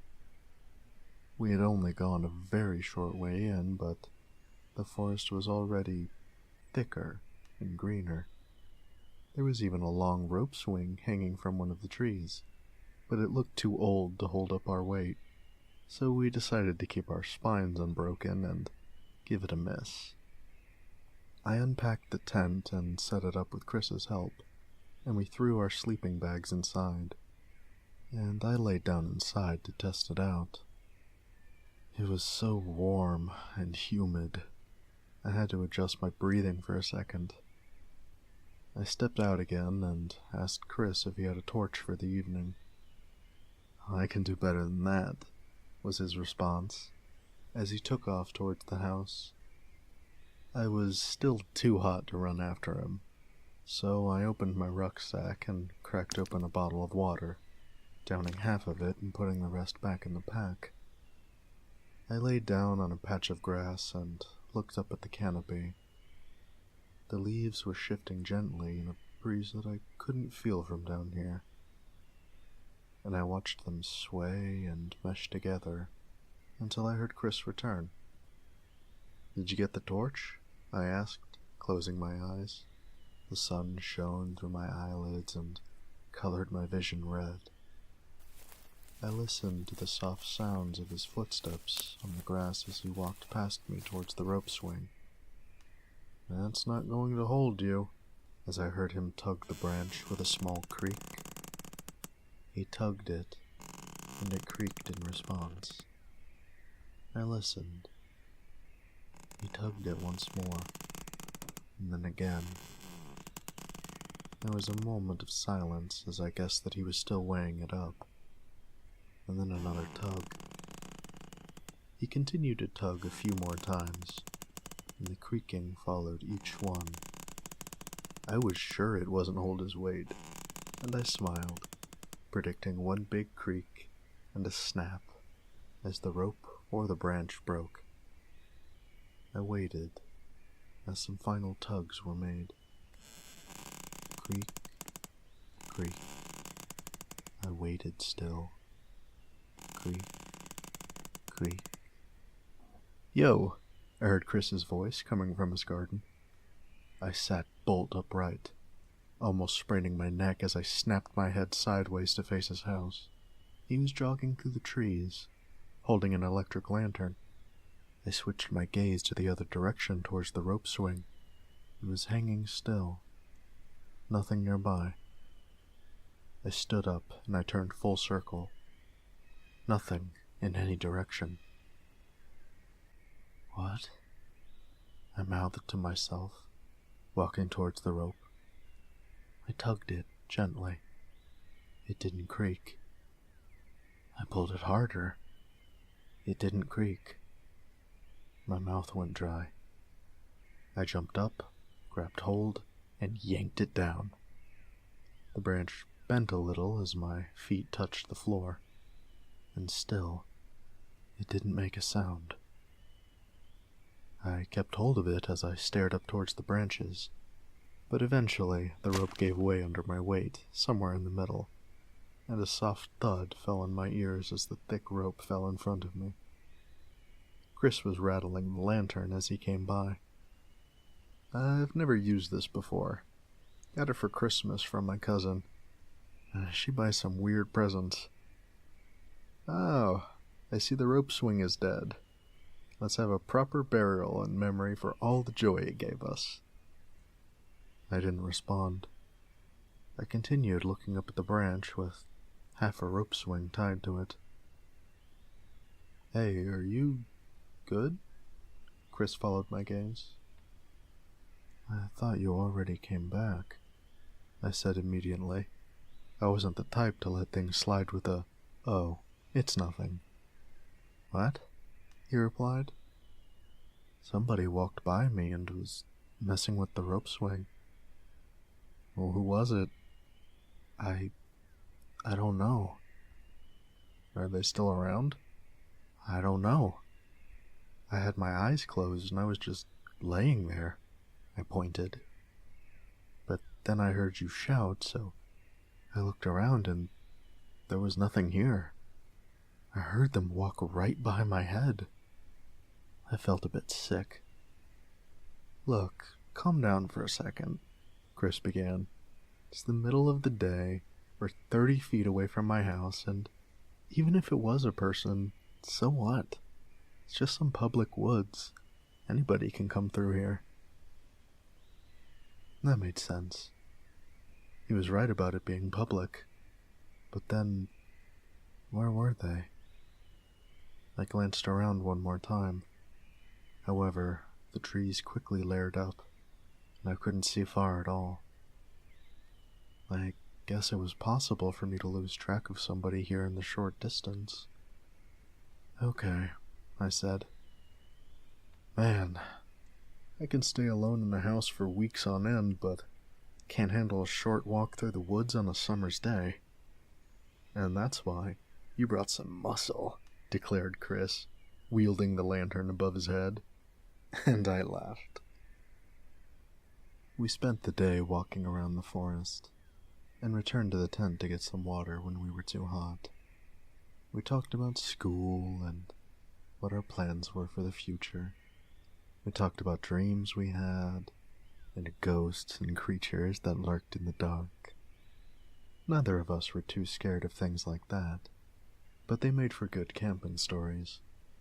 Chris told a particularly good one about a woman who lived in the woods, that she had the head of a cat, and if you heard her raspy meow, that means she was trying to find you, and if she stopped meowing, it signified that you were found, and she was quickly making her way towards you. It made my skin crawl a little. We stopped telling stories soon after that. The light of day eventually faded, and it was getting hard to see, so we headed back to the tent for the night. That impressive heat during the day had killed our appetites, so we left the food for now and decided we'd eat it in the night if we got hungry. Chris hung the electric lantern in front of the tent, flicking it on as he did so. It was surprisingly bright, and spilled a yellow light onto the ground and into the trees that faced us. The warm glow looked dramatic, but whatever was beyond the light was hidden in blackness. Our immediate area was clear, but after a few paces the light seemed to stop dead. It looked weird. Chris ducked under the tent, opening it, and I followed him. The sleeping bags looked inviting, as the heat from earlier had gone and it was too cold for shirts and shorts. We got inside and took the lantern with us. "Can you hear meowing?" I said, my head tilted as I strained to hear. "Yeah, I can hear some bullshit too." Chris smiled and zipped up his sleeping bag. "Damn, I thought I had him. Oh well." I zipped up my own bag and we laid there, talking for a little while, and then the exhaustion of such a hot summer's day hit us, and we fell asleep. I had a dream that we were walking to Chris's house again, but there were more trees than before. It was getting dark very quickly. I blinked, and suddenly it was night, with the forest sprawling in every direction. The rope swing hung in front of me. I turned around, and Chris was gone. I heard a creak behind me. The feeling came over me, like I had missed a step on the stairs. For some reason, I couldn't turn around. I started walking straight ahead. Then the rope swing came into my view again. I was aware that I was in a nightmare. The rope swing slowly lifted itself up into the trees, and I watched it disappear. I walked over and stood beneath where it had been, and there was a rustle above me. As I lifted my eyes to the canopy, a black figure with the head of a cat came hurtling downwards, with its mouth open horrifically wide. One of its teeth touched my left eye, and I tore myself awake, gasping as I sat up in the tent. My back was damp with sweat, and Chris was asleep next to me. The lantern was still on, and I could see our backpacks at the end of the tent. I took a moment to breathe, and then let myself lay back down, my head thumping on the floor a little too hard. I winced and reached for the bottle of water at my side, downing a few mouthfuls. I couldn't fall asleep with the glow of the lantern on my eyelids, so I sat up and searched the tent for it. I quickly realized the light was coming from outside. "Chris?" I said, still confused from the sleep. He mumbled something in reply. "Chris, where's the lantern?" Somewhere," he said slowly and sleepily before turning over. Turning around again, the light was obviously coming from outside. I weighed the options. Either some murderer had snuck into our tent and did nothing but take the lantern outside, or we didn't actually bring it into the tent, and I remembered wrongly. That sounded more convincing, so I knelt by the tent door and unzipped it. From the opening I looked around. It wasn't immediately obvious where the glow was coming from. Why couldn't I see it? I looked up. The lantern was resting 20 feet in the air, hanging in the dark. Goosebumps swept across my skin, and I zipped up the door before shaking Chris. "Chris, please, wake up." He heard the urgency in my voice and sat up. Why, what's wrong?" "The lantern is hanging outside." But I brought it in," he assured me. I felt sick as my reasoning broke. We both looked at the front of the tent. "We should go back to the house," I said, my resolve buckling. I was just a kid in a forest whose parents were away. "I'm not walking through the dark," he replied. Chris was now looking worried. "But we got a lantern. I stopped myself. We looked at the front of the tent again. We couldn't sit there forever. We were getting scared as we sat there doing nothing. So this was the plan. We weren't going back to sleep. We would get the lantern back somehow, leave everything here, and spend the night in Chris's house. I hated being the one to go. I wanted to turn back even just from crouching by the tent entrance. Unzipping the fabric door, I looked around. Nothing. I peered over the tent behind us. Nothing in sight. Literally nothing. Everything was black outside of the light. I took a step out, and it was cold. Chris said the same as he stood right by my side, looking over my shoulder. He turned back and saw the lantern in the air. Oh my God.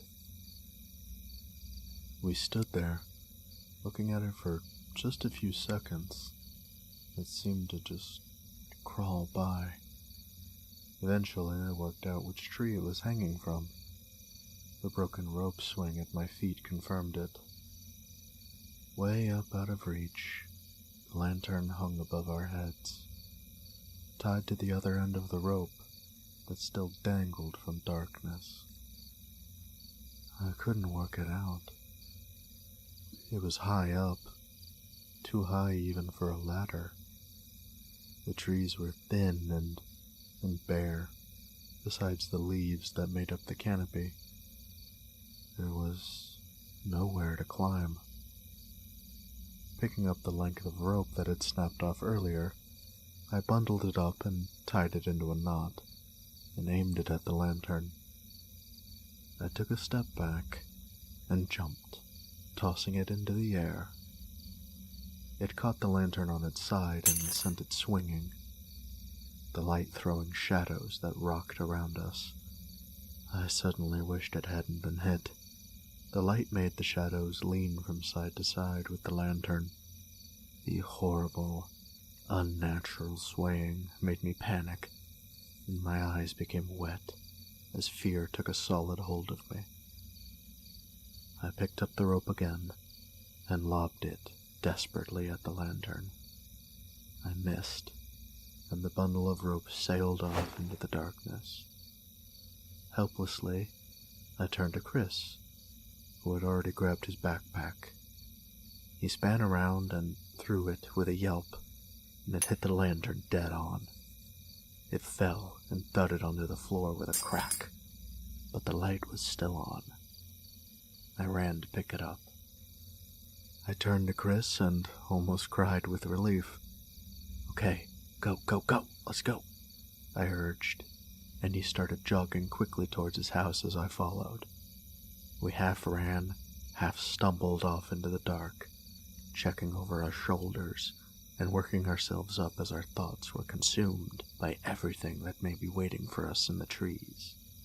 I don't know how long we were moving, but it soon became apparent that Chris's house was not in this direction. "Oh, for God's sake, where is it?" Chris said, tension taking hold of his voice. "We'll have to find the tent and try it again." A couple of tears were forming at the corners of his eyes, and they were probably on mine too, but my heart was thumping so hard that I didn't notice. "Okay," I said, taking a breath as we turned around, heading in a straight line directly behind us. But what if we didn't find the tent? I couldn't stop myself thinking that over and over as we retraced our steps. We walked for what seemed like twice as long before the light finally fell on the side of the tent. We ran up and stood close to its side, looking around to try and figure out what direction we should go. The silence was like a buildup of a nightmare, right before something horrible lurches out at you, screaming. The comparison made me gag, and I scrunched my eyes shut, the hair on my skin lifting. My temples were so hot that it felt like my brain was thudding on the inside of my skull. I couldn't even begin to guess where the house was. We could see about 10 feet from the lantern, and then pitch black. There were no clues. Every direction looked wrong. Chris took the lantern from me and walked in a small circle, straining his eyes to try and see. I stayed put. "Chris, turn it off," I whispered to him hurriedly. "What?" he asked. I stepped quickly and quietly towards him, bringing my face to his. "There's something in the tent." His gaze shifted past me towards the tent, and he stood there, staring. We were standing on the left-hand side of the tent, and from this angle, I could just about see the unzipped door hanging open. But I remembered leaving it that way, so that wasn't what was making me clench my teeth together. A few feet away, my rucksack sat outside on the dry earth, with the food that I had packed now neatly arranged, trailing from it. Our sleeping bags were also nicely laid out, end to end, making the line of belongings lead straight into the mouth of the tent. I took a careful step forward, so the light could pass more easily through the fabric. It couldn't have been a trick of the light. Something big and dark was obviously crouched, with what I guessed was its front facing the open door. I hated myself for not seeing it sooner. It didn't move at all, or seem to breathe. It just sat, waiting for us to investigate the display it had made. "Turn it off," I whispered again. Chris continued staring, deaf to me. "Chris," I pleaded in whisper. A voice from nearby joined us. "Chris." We both heard it, and the blood fell in our veins. It came from the tent, a slow, strained rasp of a voice that sounded like a parrot copying a new word. The sound clicked across my skin and crept into my ears. The light flickered off with a click that was way too loud. Chris grabbed my shoulder, and I clenched my fists closed, painfully tight. We stood there, in complete darkness. I didn't want to move, and I didn't want to stay. My brain fought for control as my legs waited for a decision, rooted in place. We breathed shallow, quiet breaths, blackness pressing into our eyes like water. Sweat ran down my neck. I couldn't see the tent. "Chris," something said. "Turn it off." My stomach flipped inside out as the thing in the tent played with my words.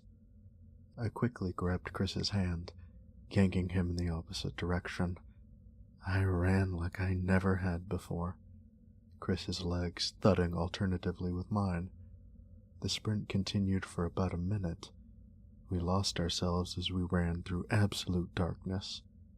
I forgot where we were, and I couldn't see what was right in front of my face. I ran head-on into a tree, and my forehead struck its side with a sickening, hollow knock. Sparks lit up in my eyes as I choked back the pain. It had hurt so much that I couldn't breathe. Chris tried to pull me on, but I buckled to the floor on my knees and threw up. As I collapsed onto my back, my head went numb, and Chris lifted me up. "Please don't stop. Please, please," he begged. I couldn't reply. Please keep going." I forced my legs to take my weight as I locked my knees upright, leaning on Chris. My body felt empty, and a little bit of blood rolled down my forehead and onto my brow. I wiped it away as I tried to grasp the situation again. but the pain was just too much. "Wait, I can't," I begged. "Just wait. Just wait." We stood together in the inky woods, but we could have been anywhere. I couldn't see Chris as he huddled next to me. It didn't feel like darkness. It felt like somebody had wrapped my head in a blanket. Neither of us said a word as we waited, but our breathing was loud, and I wondered from what distance it could be heard. Reality began to return to me, and the pain was now just about bearable. I straightened up, grasping what was happening.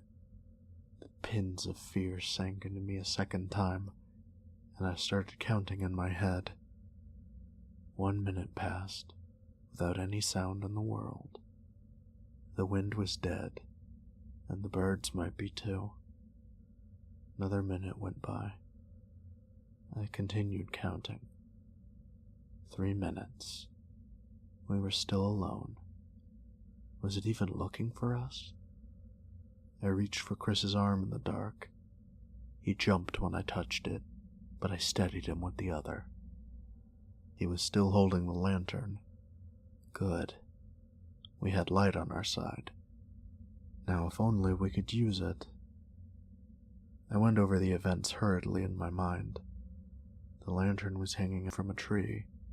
We got out of the tent and couldn't find our way home. By the time we returned to the tent, something was in it. But why did it take the lantern and do nothing while we slept? If it was sheer luck that we were alone when we were trying to get the lantern, I wondered just how small the possibility was of us getting a second chance. I stayed silent for a moment and then whispered as best as I could. "Chris, we need to turn on the lantern. We need to fucking get away from here. We can make a run up to your house, but we need to see." "No, please. We have to stay here," Chris tried to whisper too. "We can wait for morning if we have to. You can't turn it on." I could hear in his voice that a sob was breaking through. "Just keep quiet. You fucking have to. Please." I parted my lips to try again, but as I did, I heard something. A very faint clicking sound from the dark. It was almost inaudible, but it was there. An irregular, stuttering, clicking sound. It sounded like fingernails on a wooden table, and it was moving. It came from in front of us. I was sure of it. A steady click, clack, click filled my ears as we tried to gauge the distance. It was drawing closer. Click, click, clack. It stopped. I was glad, for the first time in my life, that I couldn't see what was waiting in the dark. Perhaps that meant that we were also hidden. As my thoughts fired off in every direction, I gave the thing in the darkness the image of the cat-headed woman, and it terrified me. I was just waiting to hear that meow, but my ears were met with something else. "Chris." I tensed my throat and tried not to cry. "Chris." It said his name twice. I cupped my hand over my mouth. The horrible, scraping dialogue sounded from a few steps away. The words were said oddly, with no meaning behind them.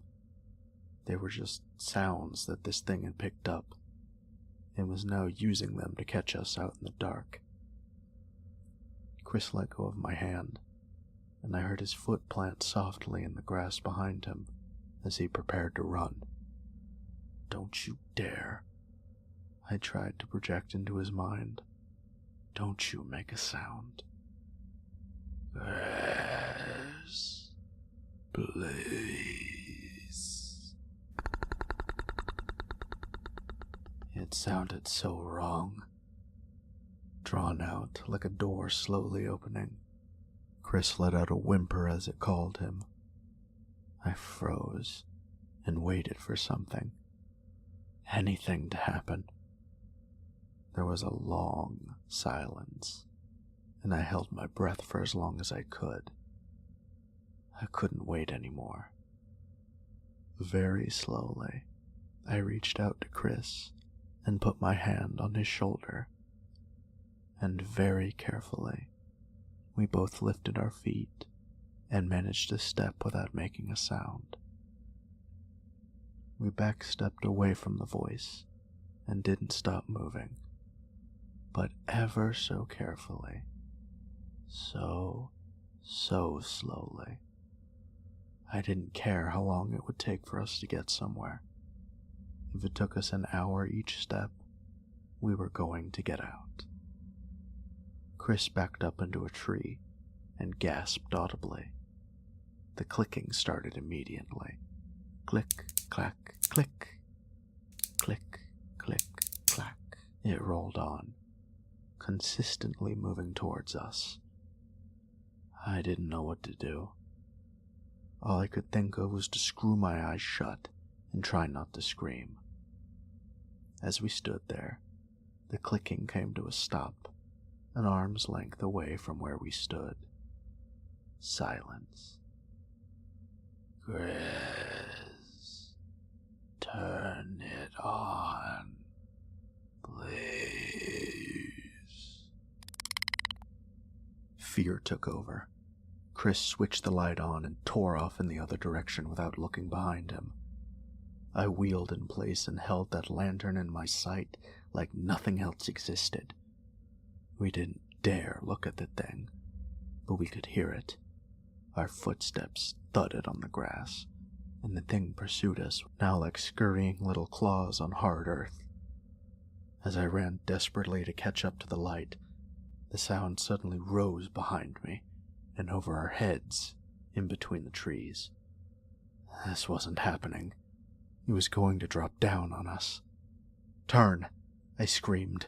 I didn't care anymore. If we were going to get out with our lives, we were going to have to run for them. We suddenly changed course. The tapping stopped for a moment, long enough for us to gain a few feet before it came in our direction again. My legs were cramping horribly, and Chris was gasping hard. We couldn't keep this up. Where were we? I saw the light from the lantern come to an abrupt halt ahead. I didn't have time to stop, and I braced myself to thump into Chris, but the light passed beneath my feet. He had dropped the lantern. I turned my head and watched it recede into the darkness. It was immediately too far for me to go back. The thing would be on me in a second. Chris! I was crying and swiping tears from my cheek as I ran, preparing for my face to connect with a tree at any moment. Keep going, I heard Chris say from up ahead. There's a light. My vision was bleary from tears, but I could see it. An orange glow hanging in the air in the distance. Another one? What was happening?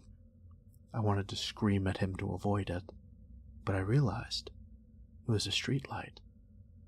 My legs felt like I was running through water, but I pushed them harder with a goal in sight. Gradually and painfully, the light drew closer, as did the clicking. This thing could move like nothing I knew. I saw Chris's figure pass underneath the streetlight, and he was gone again. Don't stop, I yelled as I approached the edge of the forest, and my legs adjusted as the forest floor gave way to solid footing. I could see a row of more streetlights leading off to the right, and Chris's figure was regularly passing underneath each of them.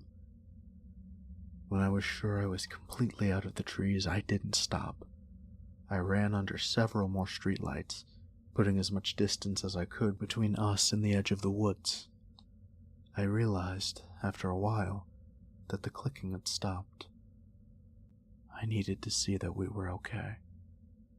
I turned my head and looked back along the row of lights, keeping my gaze on the first light.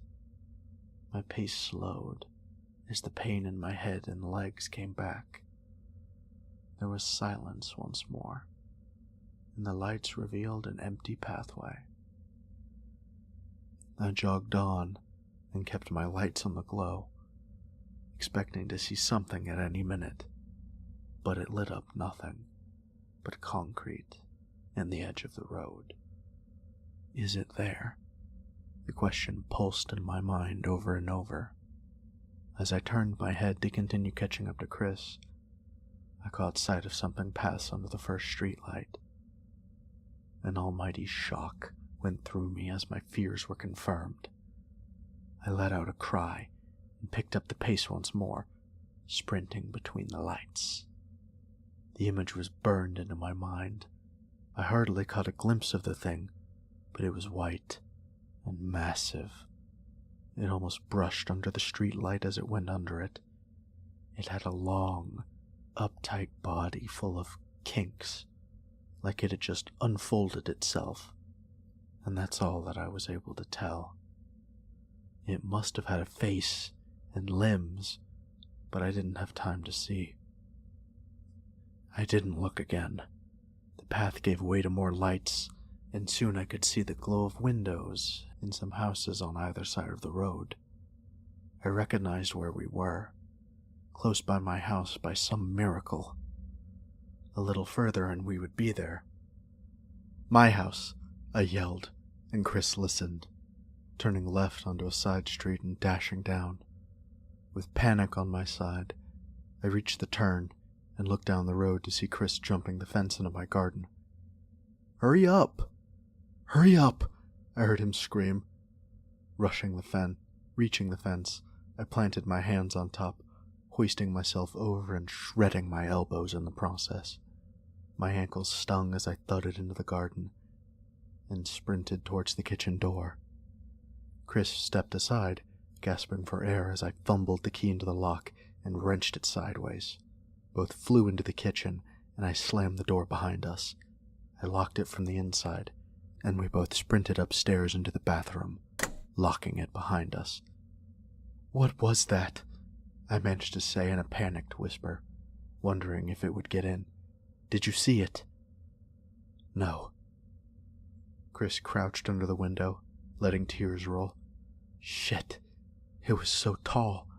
It was... I couldn't... Don't tell me." Chris cut me off. I mulled it over again and again as we sat there. Minutes slowly ticked by into hours. My head was fizzing all the while. I could still hear its voice, that disgusting voice. My elbows and forearms were sticky with blood, and we both looked at the floor, the occasional sob coming from the two of us. Our hearts banged in our chests, and we spent the night that way. Light streamed in from the window. We didn't unlock the bathroom door until noon. We crept downstairs. The kitchen door was still locked, and nothing was in the house. I looked out of the living room window. Another perfect day. No people walked by, but the sprinklers were on, and I could hear birds again. It helped to calm our nerves. "The tent can stay there," I said at last. "Yeah," Chris agreed. We stayed in the living room with the TV off all day. We didn't know what to do, and talked about if we should call the police or something. The day crawled by as we tried to rake our thoughts together and think of what to do next. But all that went through my mind was what had just happened, not what we should be doing. By the time it was dark at about 9 p.m., the phone rang. It was Chris's parents, asking if I had seen him, as they were getting worried. They had just got back from out of town. I let them know he was okay, and I asked if they could come and pick us both up from my house, because something has happened. They wanted to know what, but we'd both tell them when they got there. They said they'd be there soon. Relief washed over us, as adults were on their way to make everything all right. they would believe us. We didn't lie about these things. Even if they were skeptical, they'd at least believe that some dangerous animal was in the forest, and that was good enough for us. I went into the kitchen to get some juice from the fridge, and realized I hadn't had a drink all day. I could hear water dripping in the sink, so I turned the faucet tighter and glugged some juice. As I headed towards the living room, the water started to tap again. I flicked the light on and realized it wasn't coming from the sink, or anywhere in the room for that matter. It sounded like it was coming from farther away. I looked out into the garden and could just about see a fuzzy, tall silhouette leaning up against the back fence in the dark. Actually, the tapping sounded more like clicking. The figure slowly moved away from the fence and clicked across the grass towards the house. Please.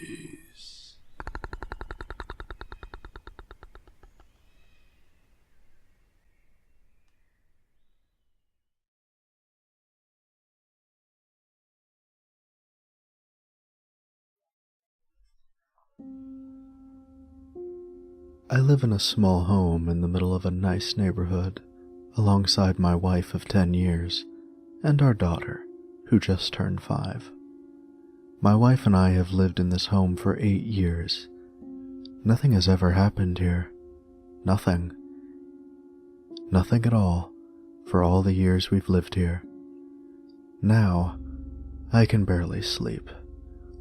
I don't want to breathe too loudly at night, because I can hear something move. I'm constantly checking to make sure that every door and window is locked tight. I don't feel safe anymore. This all started in a better time, only a few months ago that now feels so far away. I was in the front yard, cutting the grass with my cheap push mower, while my daughter was playing with one of our neighbor's grandkids. Dan is an older Vietnamese gentleman who lives in the house in front of mine. His wife passed away last year, so his son brings his kids over to keep him company. It was a normal sunny day when Dan and his son came walking over towards me. "Hey guys, is everything alright?" I yelled as I cut the mower's engine to a halt. Dan had a grim look on his face, and his son Steven spoke. "Hey, sorry to bother you." His voice began to trail off as he tried to search for his words.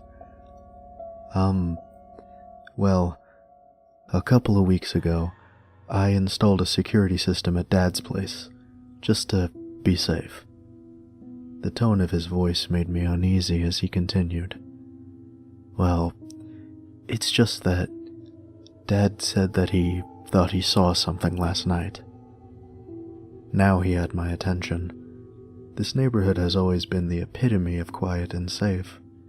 I couldn't imagine the thought of someone trying to break into Dan's home. Steven had his phone gripped into his hand, lifting it towards me so that I could grab it. I took his phone to see a still, black and white image of my house on the screen. I looked back up at him, and he insisted that I look again. Upon closer inspection, I saw something in the corner of the picture. There was a dark and blurry shape standing just out of the camera's view. I looked back up at the men in front of me, and both of their faces were locked in an expression of anticipation, as if I could give them an answer to what we were seeing. I returned the phone to Steven and let out a tired sigh. Thanks. Not really sure what to make of this." Steven's face sank a bit. Then he told me that after seeing this, his dad had opened the window to see someone standing in front of my window.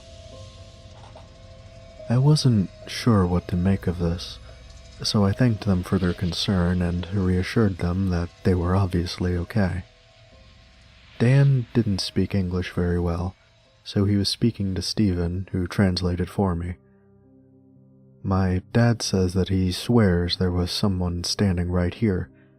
They were swaying back and forth, just looking at your home. Stephen began to get embarrassed as he translated his dad's next words. Dad said that it was, something trying to get into your home. I stood there, shocked at what he had just said to me. I thought back to the previous night, and I couldn't recall hearing or seeing anything out of the ordinary. Dan gripped my hands. I could feel that he was shaking as he said something to me. Ma. Stephen patted his dad's shoulder and looked back at me. Dad insisted that we come over to tell you, so I'll tell him not to worry about it. Sorry for the trouble. They started to walk away, Stephen calling to his kid as they returned back to Dan's home. I felt my daughter pat my hand to get my attention. She wanted to go back inside to get some juice. I gave her a smile and agreed to take a little break. I lifted her into my arms and I saw that Dan was peering towards us through his window. I could feel his gaze on my back as we went back into our little home. The next couple of hours were, of course, normal. My daughter played in her room, my wife came back from work, and we cooked dinner together. Later that night, after putting our daughter down for bed, I told my wife what happened with Dan and Stephen. Her reaction was a mix of surprise and concern. Huh. Do you think he's doing all right? It's only been a year since his wife passed. I'm not sure, really, but the look on his face, he was genuinely afraid, I told her as the image of him peering through his window at me was burned into my memory. We both sat on the couch and I wrapped an arm around her. He called me a name too, Ma or something like that. She chuckled a bit. Sorry. I just imagine your reaction to him calling you Mom. I rolled my eyes at her and pulled her in for a little hug. Dan had been our neighbor since we moved here. He and his wife would always bring us little dishes that she had made. My heart ached for him as I thought about how lonely he must be feeling. I thought maybe I should put some effort into keeping him company. I rested my head atop my wife's head and closed my eyes. Done. My eyes shot open as I looked around. Honey, what's up? My wife asked. Done. I cocked my head back and forth, trying to... Don't you hear that? I asked my wife as I rose from the couch. We both froze as we tried to listen. Done. I shot a glance at my wife. There, you hear that? Yeah? What is it? I slowly stepped around the living room, trying to trace the source of the noise.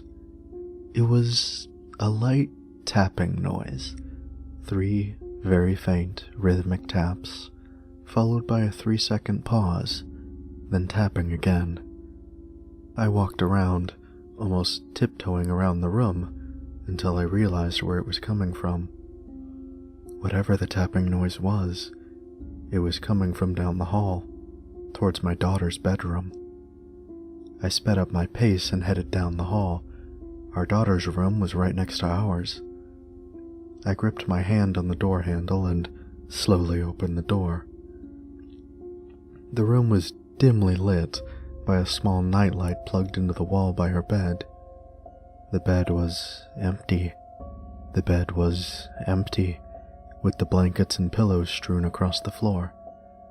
My daughter was in her pink pajamas, her back towards me, and facing the window.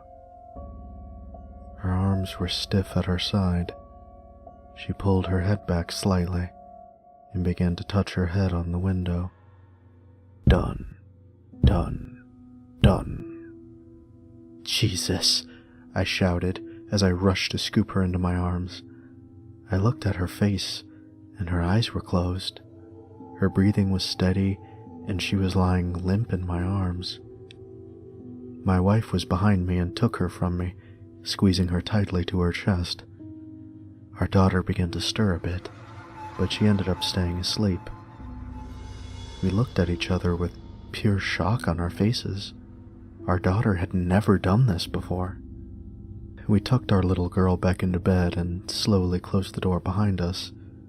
In our bedroom, we ended up talking about how creepy that was. Our daughter had never walked in her sleep before, but it happens to other kids, right? We both rationalized it at that, just normal sleepwalking, but something didn't sit well with me. My wife eventually fell asleep, but for some reason, my heart had not calmed down. My heart hadn't calmed down. I kept thinking about the image of something outside my room, and my daughter's window leading straight into the front yard. I ended up staying up for a while longer, until at some point I fell into unconsciousness. A couple of hours later, my wife's hands were shaking me awake. I was groggy, and I didn't know what was going on, but when I looked at her, she had tears streaming down her face. Outside of our home were an ambulance and police cars.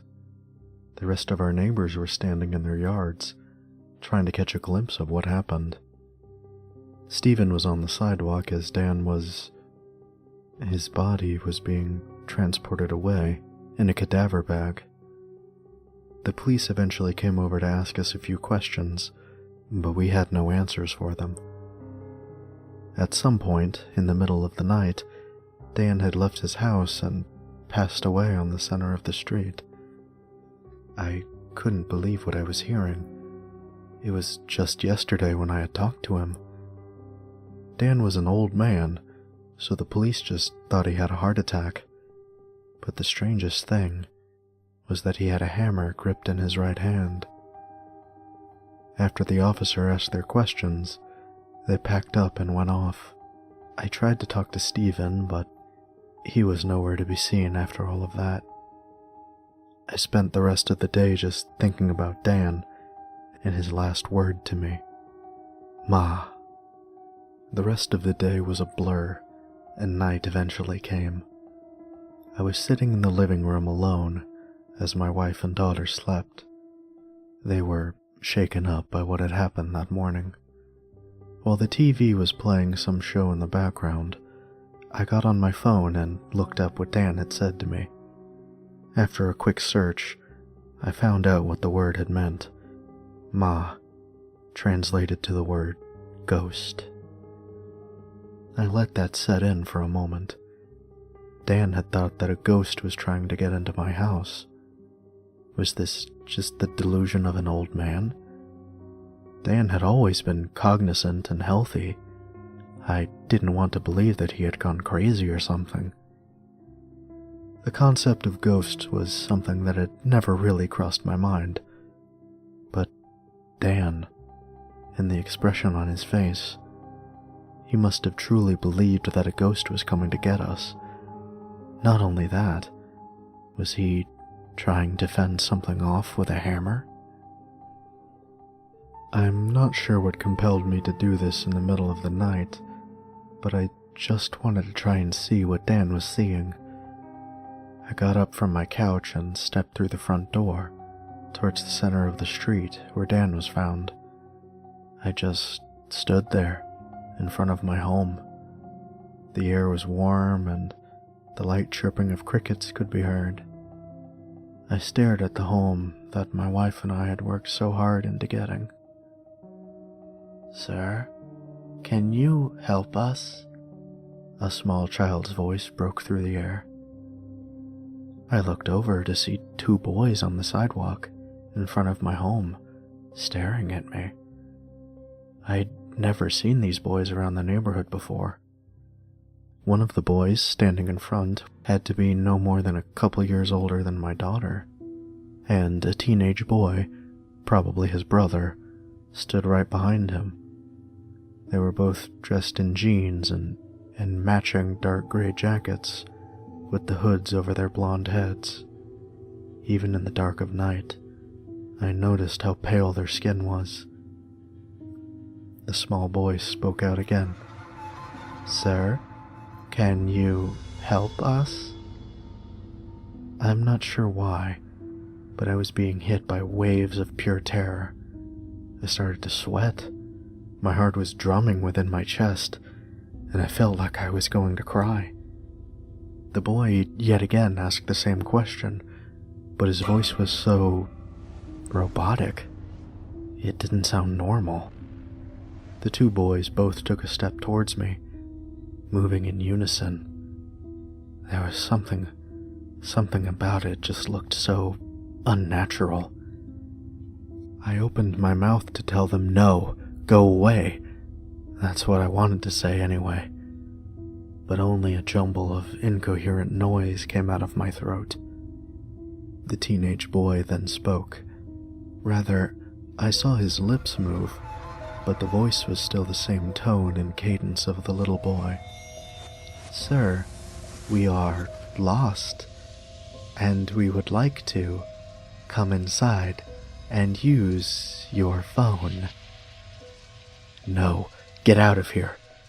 That's what I was screaming in my head, but the words wouldn't come out. I felt something warm run down my nose, and I took a quaking hand up to wipe it. I looked to see that my hand had filled with blood. What was wrong with me? There was something wrong about this situation, and these kids were causing this. I forced my feet to move. It felt as if 100 pounds were latched onto my legs. I slowly stepped back towards my home in a futile attempt to escape these monsters. The kids took another step towards me. I wasn't looking at them, but I could feel them move closer. Felt like ages, but I was eventually able to at least step onto my property. It was dead silent. The sounds of the night and of the crickets chirping was now absent. I wanted to turn around, to check if those kids were still there, but honestly, I was afraid to do so. I was getting close to the front door when I heard a noise. Done, done, done. I looked over to see my little girl at the window of her room. Her eyes were wide open, and she was staring straight ahead while tapping her head on the glass. Done, done, done. Done, done, done. The voice, that disgusting voice, felt as though it was right at my neck. "Sir, let us in." It didn't sound like just one voice. It didn't even sound like two voices. That demand was spoken with dozens of distorted voices. I gripped my hand onto the handle of my front door, and I prayed that whatever was behind me wouldn't follow me inside. I opened the door just barely enough for me to slide through, and I collapsed onto the floor. I turned and hurriedly used my feet to slam the door shut. It was as if a spell was broken. I was fully able to move normally.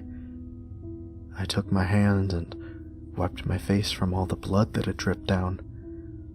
I heard my wife rushing towards me, and she emerged from the hallway with our daughter clutched tightly onto her chest. She saw the state I was in, and was about to scream until I gave a quick shh. We were all completely motionless.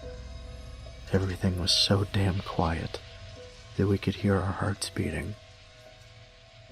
In the silence, I felt a relative ounce of safety and relief until, "Sir, we are lost. Let us in," my wife whispered.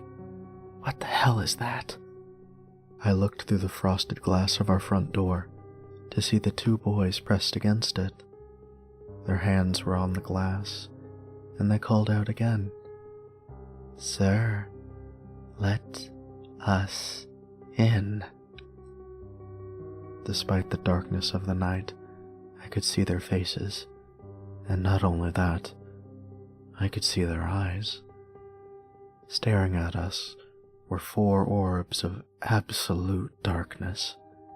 Their eyes were just abysmal and black. My daughter suddenly started to shuffle in my wife's arms and let out a screech. "My friends are lost. Let them in," my daughter screamed. I didn't know what the hell was going on anymore. Those things were not kids, and I'm not even sure you could count them as ghosts. The only thing that I could do was get up, grab my family, and lock us in our bedroom. The rest of the night, no one talked. I just sat there, propped up against my locked bathroom door, as my family looked towards me in horror. At the back of my head, I could still hear those boys calling out to me. For days, we didn't talk about what happened that night. It was horrifying for me to recount, and I felt nauseous every time my wife would attempt to bring it up. My daughter was angry that we didn't let her friends in, and when I asked her who they were, she said that she saw them in her dreams. I tried to tell her that whatever those things were, they were not friends. Days and days passed, and I swear that every night I could hear them scuffling around outside. I even called the cops. They sent an officer to stay outside my home, but they didn't see anything. They didn't see them, but I could hear them still. A week later, I was sitting in my living room when I looked over at the front door. I fucking saw them again. They were peering into the house with their dark eyes. God, it's been months now, and I just don't know what to do anymore. These days I've stopped thinking about how this started, but when they will be back.